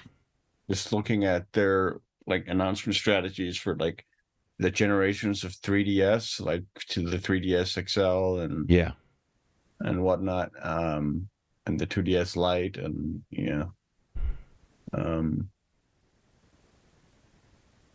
I think that we can guarantee one thing, and though. they've always been pretty good at supporting, although they did kind of end that with the Wii U, but prior to that they were always pretty good at like supporting the previous generation for a while. Well, guys, come on. Microsoft and them wouldn't have done a deal this month for games coming out on Switch if they hadn't been informed about backwards compatibility. Yeah. I think also like the average Nintendo fan that's like a big fan is just gonna buy everything in terms of like hardware. Well, we've seen that.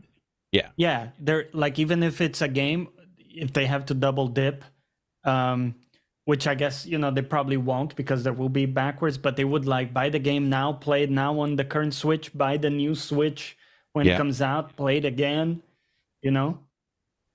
Because those fans are very devoted. I was also asked to talk a little bit about the PSVR news. So Sony announced that they are going to have the PSVR 2 work with select games on the PC.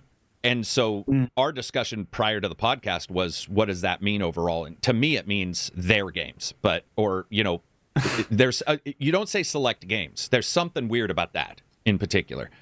Instead of just saying we're looking at, so I would assume if they have any exclusives like Horizon, the Horizon game that was on the PSVR 2, I could see them do the Horizon Zero Dawn game, port it over to PC. They stated they're going to be very aggressive with PC ports. I could see them porting that.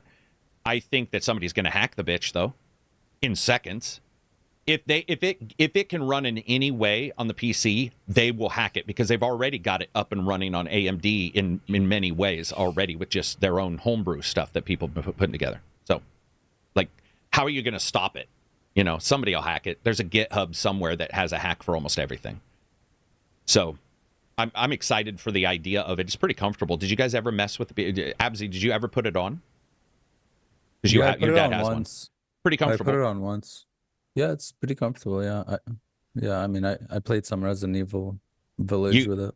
The general state of almost unbelievable excitement you guys are sensing from these people is because VR is so. They're so excited about VR, they just don't know how to talk about it. Yeah, but it is good news. It's good news to put it out on PC. It's only sold around 1 million, which is a really those are the numbers being bandied around, which isn't a lot, and you're only selling to about 5 to 10%, which that's not enough to make money. So PC support is best.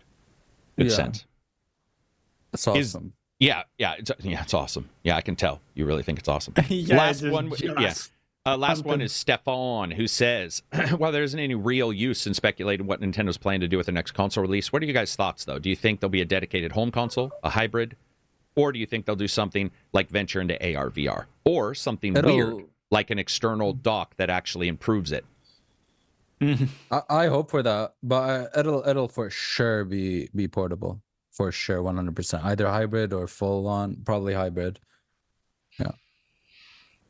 Yeah, I mean, Nintendo has stated that they're not resting, and they're not just doing a Switch 2, or they're always looking at researching hardware, which is all the stuff Nintendo normally says. But I think the one thing you can guarantee is the portability, right? Mm-hmm. Do you guys? How about this? What do you guys think about the Switch, the Joy-Cons? Do you think those will be pull-offable in the next Switch, like removable, or do you think they've seen sales of their Lite for the Switch that didn't have removable, and they're just going to go with? I just hope they do make better ones, Yeah, non-drift.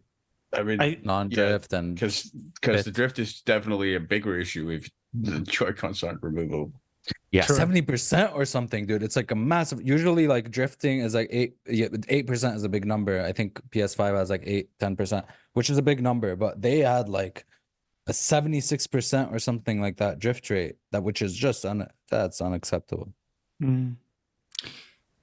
I mean, it's such a big part of their marketing, isn't it? The click thing. And it was in some of their commercials on accident for the one that didn't allow the Joy-Cons to unclick. That doesn't, and it still had. There was a commercial that came with one of it showing some games, and it still had the click sound, and they were showing the one that didn't have the removable Joy-Cons. You're like, all right, that sound is very good. They're very good at that too. They're very good at the sound of like Mario hitting a ring. It's almost like Final Fantasy. Dun, dun, dun, dun, dun. You have certain sign. Sega audio candy.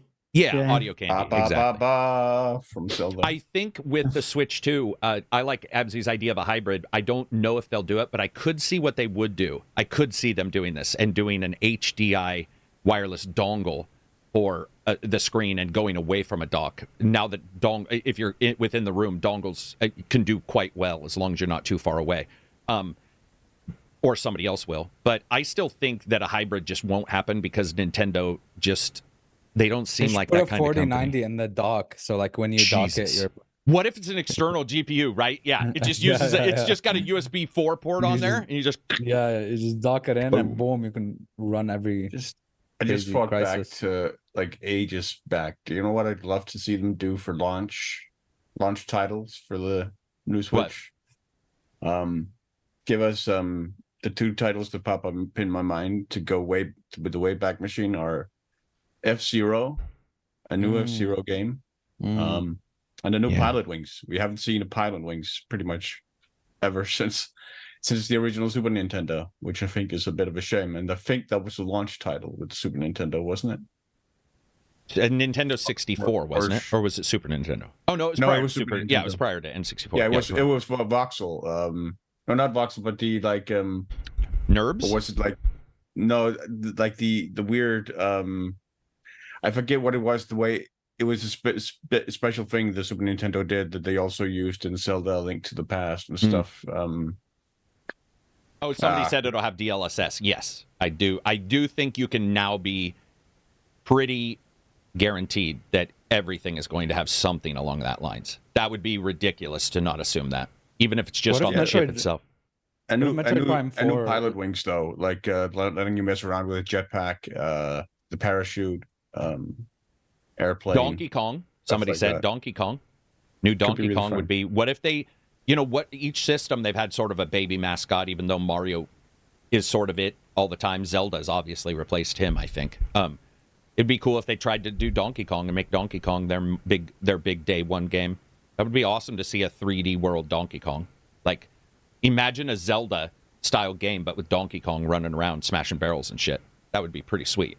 Like, there's a lot of stuff they could do. We have had 3D Donkey Kong. I know, but I'm 64? Talking about now. Yeah. Donkey Kong hasn't been released in ages. One. Like, I mean, it's been so long. It's like Donkey Kong sort of... They're good at mascots. They've got 2 or 3 of the main ones. Yeah. Link, Mario, and Donkey Kong are huge. They just don't seem to... Well, it's Nintendo. Like, there's absolutely no guarantee on what Nintendo's going to do. Oh my God, there's already a console war in here. What are people talking about now? Jesus. I don't know, man. I don't know. I don't even like to look at that shit. So cringe, dude. Stop warring on consoles. They don't give a shit about you. You guys are just stupid. Stop warring. Get a really hard rock band to sing a song about peace. That's what you need to do. You're like, hug one another, motherfucker. Moving on from there, though, do we have any other news, games, or... That's what Johnny, they did with We Are the World. True, We Are the World. Back in the day. Sung by Guar would be pretty cool. We are the world. Do we have any cool, amazing stuff that's been going on in our lives? Anything amazing in gaming? I bought new earbuds. Oh, shit. What'd you get? Pretty sleek Sennheisers. Sennheisers, yeah. I fell. That was a high pitch. Nice. It went so high, my earbuds were, or my earphones were like. I like touching the case. So, what's the battery length? Oh, I don't even know, man. I hope better than my shitty ass Apple earphone. Do you switch out to headphones most of the time? What do you use earbuds for? Gym and at work. Oh, don't they slide off a little bit when you're doing exercise? Yeah, the Apple earphones do. That's why I got these. Yeah. And these work well? Yeah, these work really well. They like you put them in and twist a little bit. Yeah. Okay. Yeah, I think with I don't know about you guys. Luckily, beanies, or you see people do headbands, or I see a lot of people using beanies or something like that to keep them in, because even when you're working out pretty easily, earbuds just have a tendency, and even headphones. I'll use headphones sometimes when I'm working out, but if I start to do boxing, of course you have to take them off, and so it's difficult to get anything in. Cadiz was using the bone conduction ones. Have you guys ever tried those? The bone conduction ones? They work pretty well. They don't sound great, but they will get audio to you, and they don't slide off as much. And it's nice to sort of just kind of like a radio type sound where you only have some better than radio sometimes, but it's still got that. You know how like when you turn on that radio station that wasn't perfect, and it was missing the stereo part. It was sort of just you mono. Can't hear the bass or something. Yeah, you'd be like, this is tightened pretty tight. But yeah. Were they expensive, Abzi, or were they pretty cheap? Around $250-ish, $253. Yeah. $250. I think $250-ish. Yeah, not bad. Still expensive for most people. I think that's still upper echelon for most. Let me just convert real quick. Anybody else have any of these? Yeah, like 220 USD. I got some Panasonic ones. Oh God, the warring is continuing. Bit similar. PS5 DualSense is the best controller ever. We're not just on the quick resume of the Xbox, and we got Game Pass, but we got Last of Us 2, which is amazing. It always boils down to that. I got that too. But let's talk about the best controller ever. Yes. What is the best controller ever? That's a good Xbox 360 was GameCube. Ergonomically, GameCube was just dude. I don't know what it looks like in my brain. Let me look that up. GameCube. Anybody have any real off ones that like you think we're gonna laugh at? GameCube controller. Oh, I have one. N64. Duke. I actually shut up with your Duke. I got the Starfield one. I know people are gonna laugh at me for that one. Nothing wrong with that. No, it's sick. I Atari really like Jaguar. I love the Nintendo Pro controller. I think it's fantastic. Yeah. Big buttons. Except I just don't like the triggers and stuff. Yeah. Xbox, I hate the bumper buttons. PS5, I really like. PS5 controller, honestly, I've been using it a lot. And it just fits very well. I don't have really issues there. I'm not a big Nintendo fan, but this one is also really good. The Pro. Yeah, that's what Abzi and you seem to think the Pro's good. I like it, but the bumper, I like the front, but I hate the bumper and triggers. Yeah, I hate the. Yeah, and I agree. It's like the buttons are a bit Sony's. shit. I like the DualSense, but I do not like where the thumbs are, and I don't like the centerpiece because I don't find because of this touch. Look. Yeah. It bumps my thumbs. Bump. Yeah, and anytime I have to interact, like you said, like this part with the touchpad. Yep. It's shit. Yeah, hopefully Power Glove. I would say that for me, because it's the middle ground and it has things exactly pretty much where I like. I think I've come to the conclusion that I liked the 360 at one point, but the curvature feels weird now when I grab it. It's very augmented curve, and I've found myself. I think the Xbox ones I like the most. The problem is especially their bumpers are sensitive to braking. And I don't like them a lot. Where I don't like the feel of the bumpers on the PlayStation, but they'll last a lot longer. Xbox bumpers, there's no real one that's hit them all for me, because if they do, then the thumbs are notoriously in the wrong spot. Like they should. I like the bumpers from PlayStation, and the triggers is good. I like the triggers from Xbox a lot, but if they could replace the bumpers to ones like PlayStation, that would be like a good, nice feeling bumper would be. Yeah. Here's what I do feel. I do feel also, both they need to probably figure out do all this. Yeah. What do you mean? Like I still both or Xbox or all of them. Yeah. I still like D-pad should be figured out more. I feel like all of them are kind of finicky. And also, do you guys ever feel like the D-pad never has the real sensitivity it needs? And like for a fighting game, sometimes you'll be playing with the D-pad, and it's always a little rickety. It just doesn't. They never feel super. Steel Battalion controller, Xbox Elite 2. Yeah, those are cool until they break.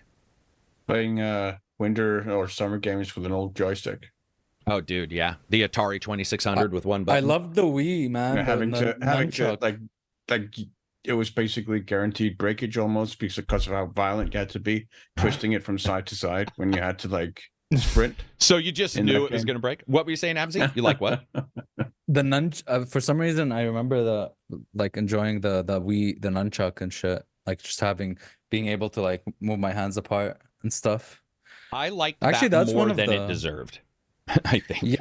Yeah. I mean, that's one of the pros for the Joy-Cons, if they were like just better, bigger a little bit, and with real buttons and real the ability to like chill, and have them apart is pretty cool. Yeah.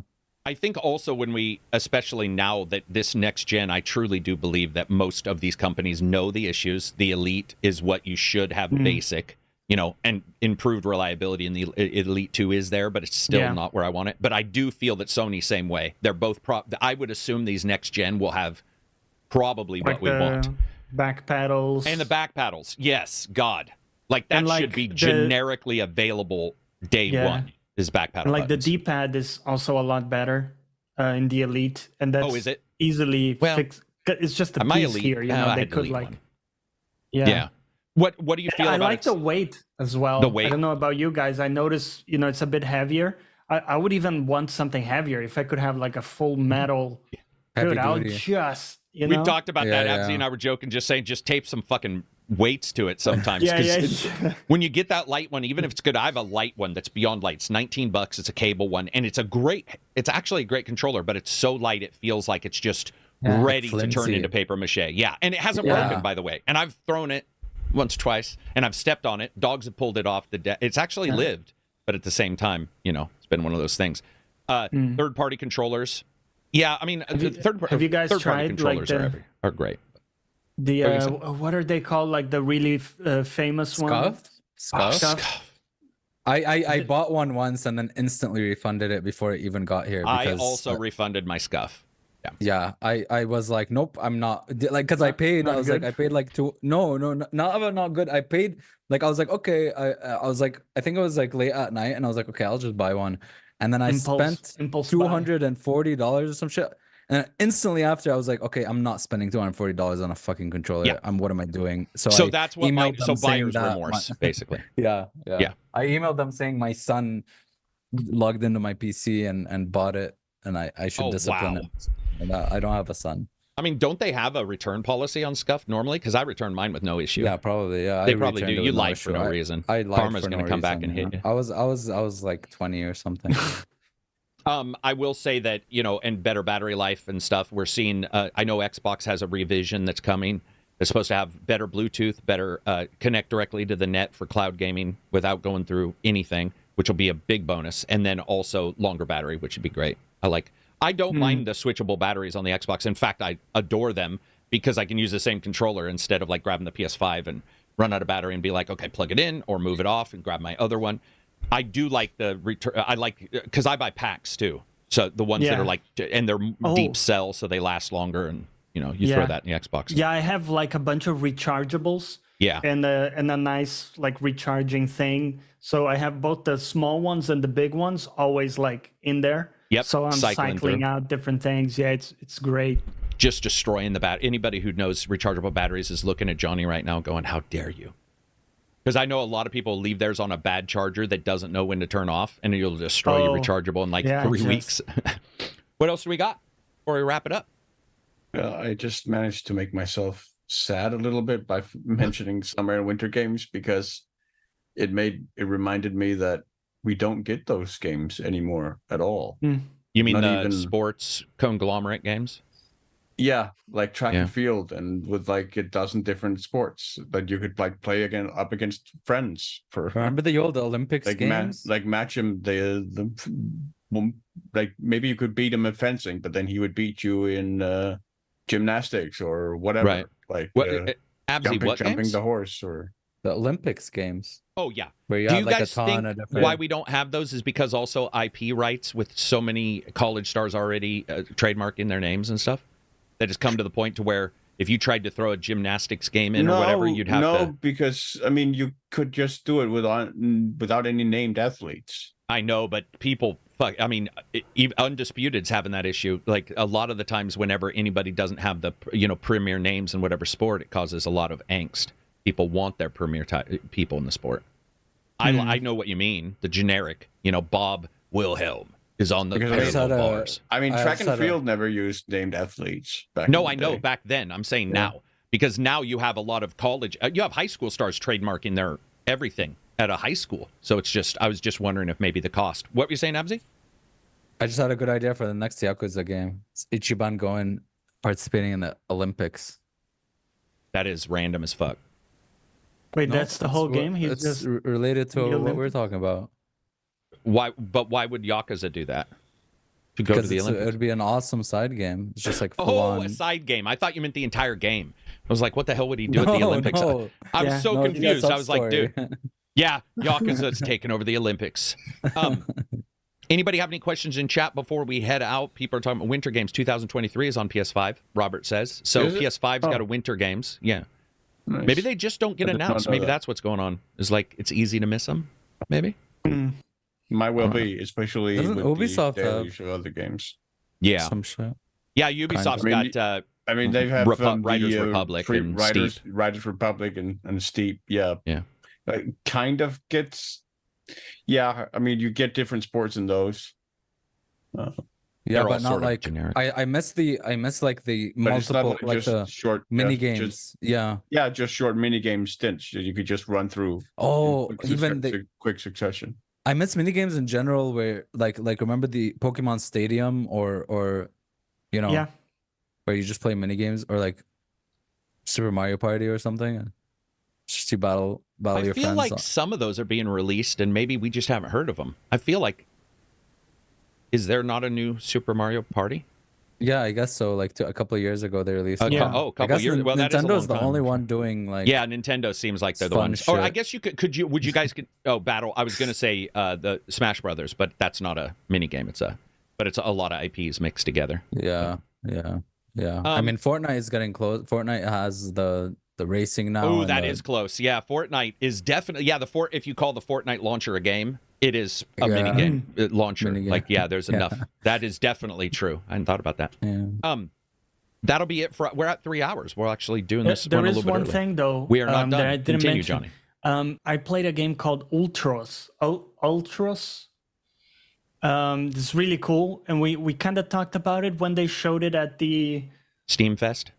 Steam Fest, or a couple of these shows. It's like a Metroidvania, 2D side scroller. You get the idea, but it looks really good. It's one of those like standouts where you look at it and it's like a piece of art. It almost reminded me of Ori, although it doesn't have as much graphical detail. It's a bit more like on the hand-drawn feel type thing.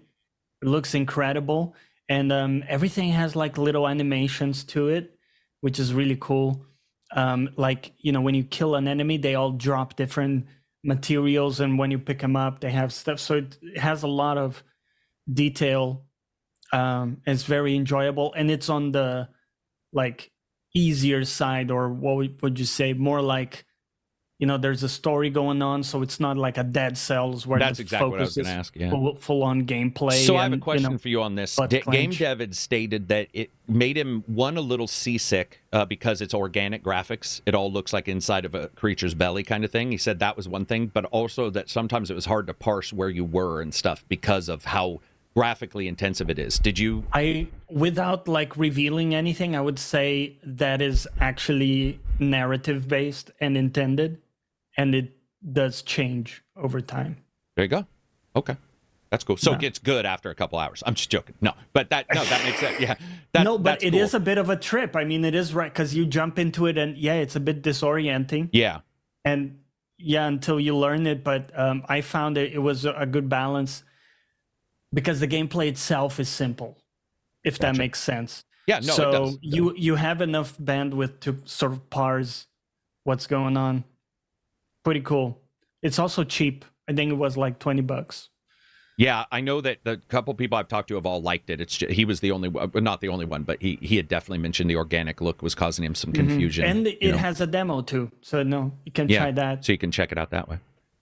All right. We're going to wrap it up. I want to say thank you to everybody who showed up, jumped in. I did get the one super chat people thought I missed. It popped up late for me, but I did get to that one. I want to say thanks to everybody who always stops by and has, no, I didn't get to all of them. Hush Al Ghul, $2 super chat. Switch, Joy-Cons, Drift, and all the best. He's just wishing us the best. Yeah, the Joy-Cons, I think, will be changed up, right? I assume. Yeah, I hope so. I assume so. Yeah. Oh, and I did miss Walt. $5 super chat. Thank you very much, Walt. I apologize. These come up late and I have to go to a different window to see them accurately. Yeah, the Joy-Cons, I think, will be a big change. I think there'll be Hall sensors, right? They'll just switch.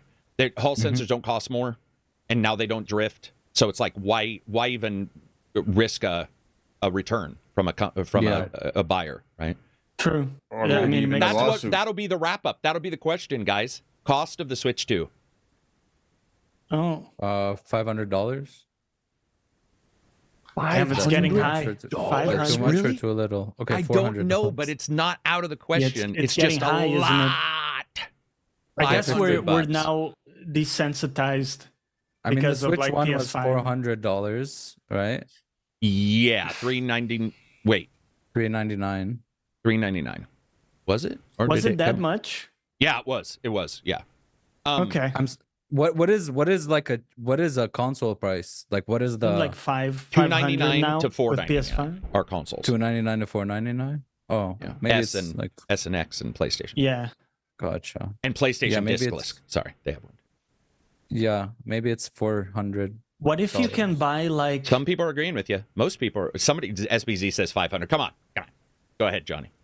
what if you can buy like a more expensive version that comes with a dock that, you know, does up res and stuff like that, or, you know, different value add things, or you buy just the I actually portable, think and that that's it. you're not off base and that they might have. It Like wouldn't two be an up-res versions? dock. I don't think they'll do a dock making it faster. They showed that they could have done that with the Switch.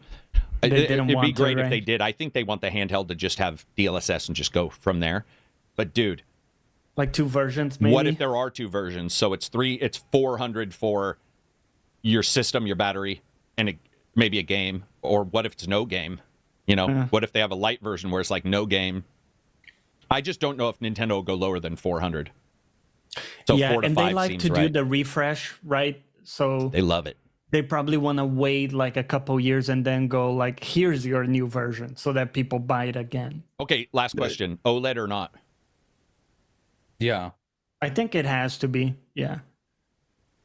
There's a certain perception thing now with OLED There is, that isn't if there? you don't have it, it feels bad. Yeah, it feels bad, man. And OLED is, from what we're seeing, better on battery life. So you've got that on your side. Go ahead, Yeah. Silver. Just back on the price point. I think there's also something to be said. I don't necessarily think Nintendo will price itself at the level of Sony or Microsoft, because I think at the end of the day, I think they're still going for a different market segment. Like True, but they still have hardware with that families comes and to a stuff. certain cost. Absolutely, Is all. But that's the question then. Whether they'll be able to, whether they're willing, how much are they willing to compromise on that cost in terms of like potentially accessing that segment and making themselves like available to like families and stuff. Are you arguing for lower than even what we're saying, like 350 or something? Like, no, not necessarily much lower, but certainly I think 500 does sound a bit high, maybe for Nintendo specifically.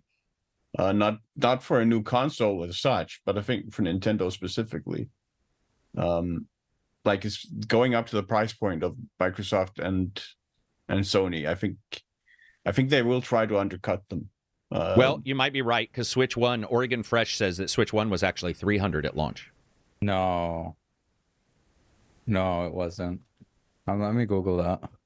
Yeah, I thought it was I lower bought it than for 400. I bought it for 4. Well, Maybe let it me was, see. Silver it was said Canadian. something. Silver No, said it something, wasn't. I though. bought 500. He said that they don't price the same, which is true. I believe they also hit the $50 point at times, don't they? Oh wow, it was $350 and $300 at launch. No, I paid more than that. Oh, Canadian dollars. What if Okay. they do a 350, like a middle ground, so that they can appear to be, you decide you're going to get an S, or you're going to get an X, or you're going to get a PlayStation, or at a different price point you have the Switch. That's actually would be pretty smart. So Yeah, Oregon Fresh goes, yep, look it up. I did. He did. You were right. Oregon Fresh I was also right saw once. that Shane Gillis is in fact the #1 Oh, yeah. comedian. Oh, did of he the type world. that in? No, I did. I said it. He needs as many fans as possible. But that'll be it for us. I want to say thanks to everybody who got a chance to jump in. I did get to those super chats. I do like that. How dare you doubt me? Oregon, we doubt you all the time. But to everybody who stops in on Wednesday, also appreciate that. You'll see some reviews coming from me in the next... What day is today? Today's date is... Today is the 23rd. Third, Oh, I mean, 24th for you, though. For right? me, yeah. Yeah. 23rd for me. I think I have one coming next week. Some side videos, at least one coming next week. And thanks to everybody who's a YouTube member who is just watching us randomly. I appreciate y'all. Peace out, everybody, and shut up, Oregon Fresh. I'm talking in my chat. Peace Bye-bye. out, man. Beautiful. Have a good one, guys. And gals, and everybody. Whoa!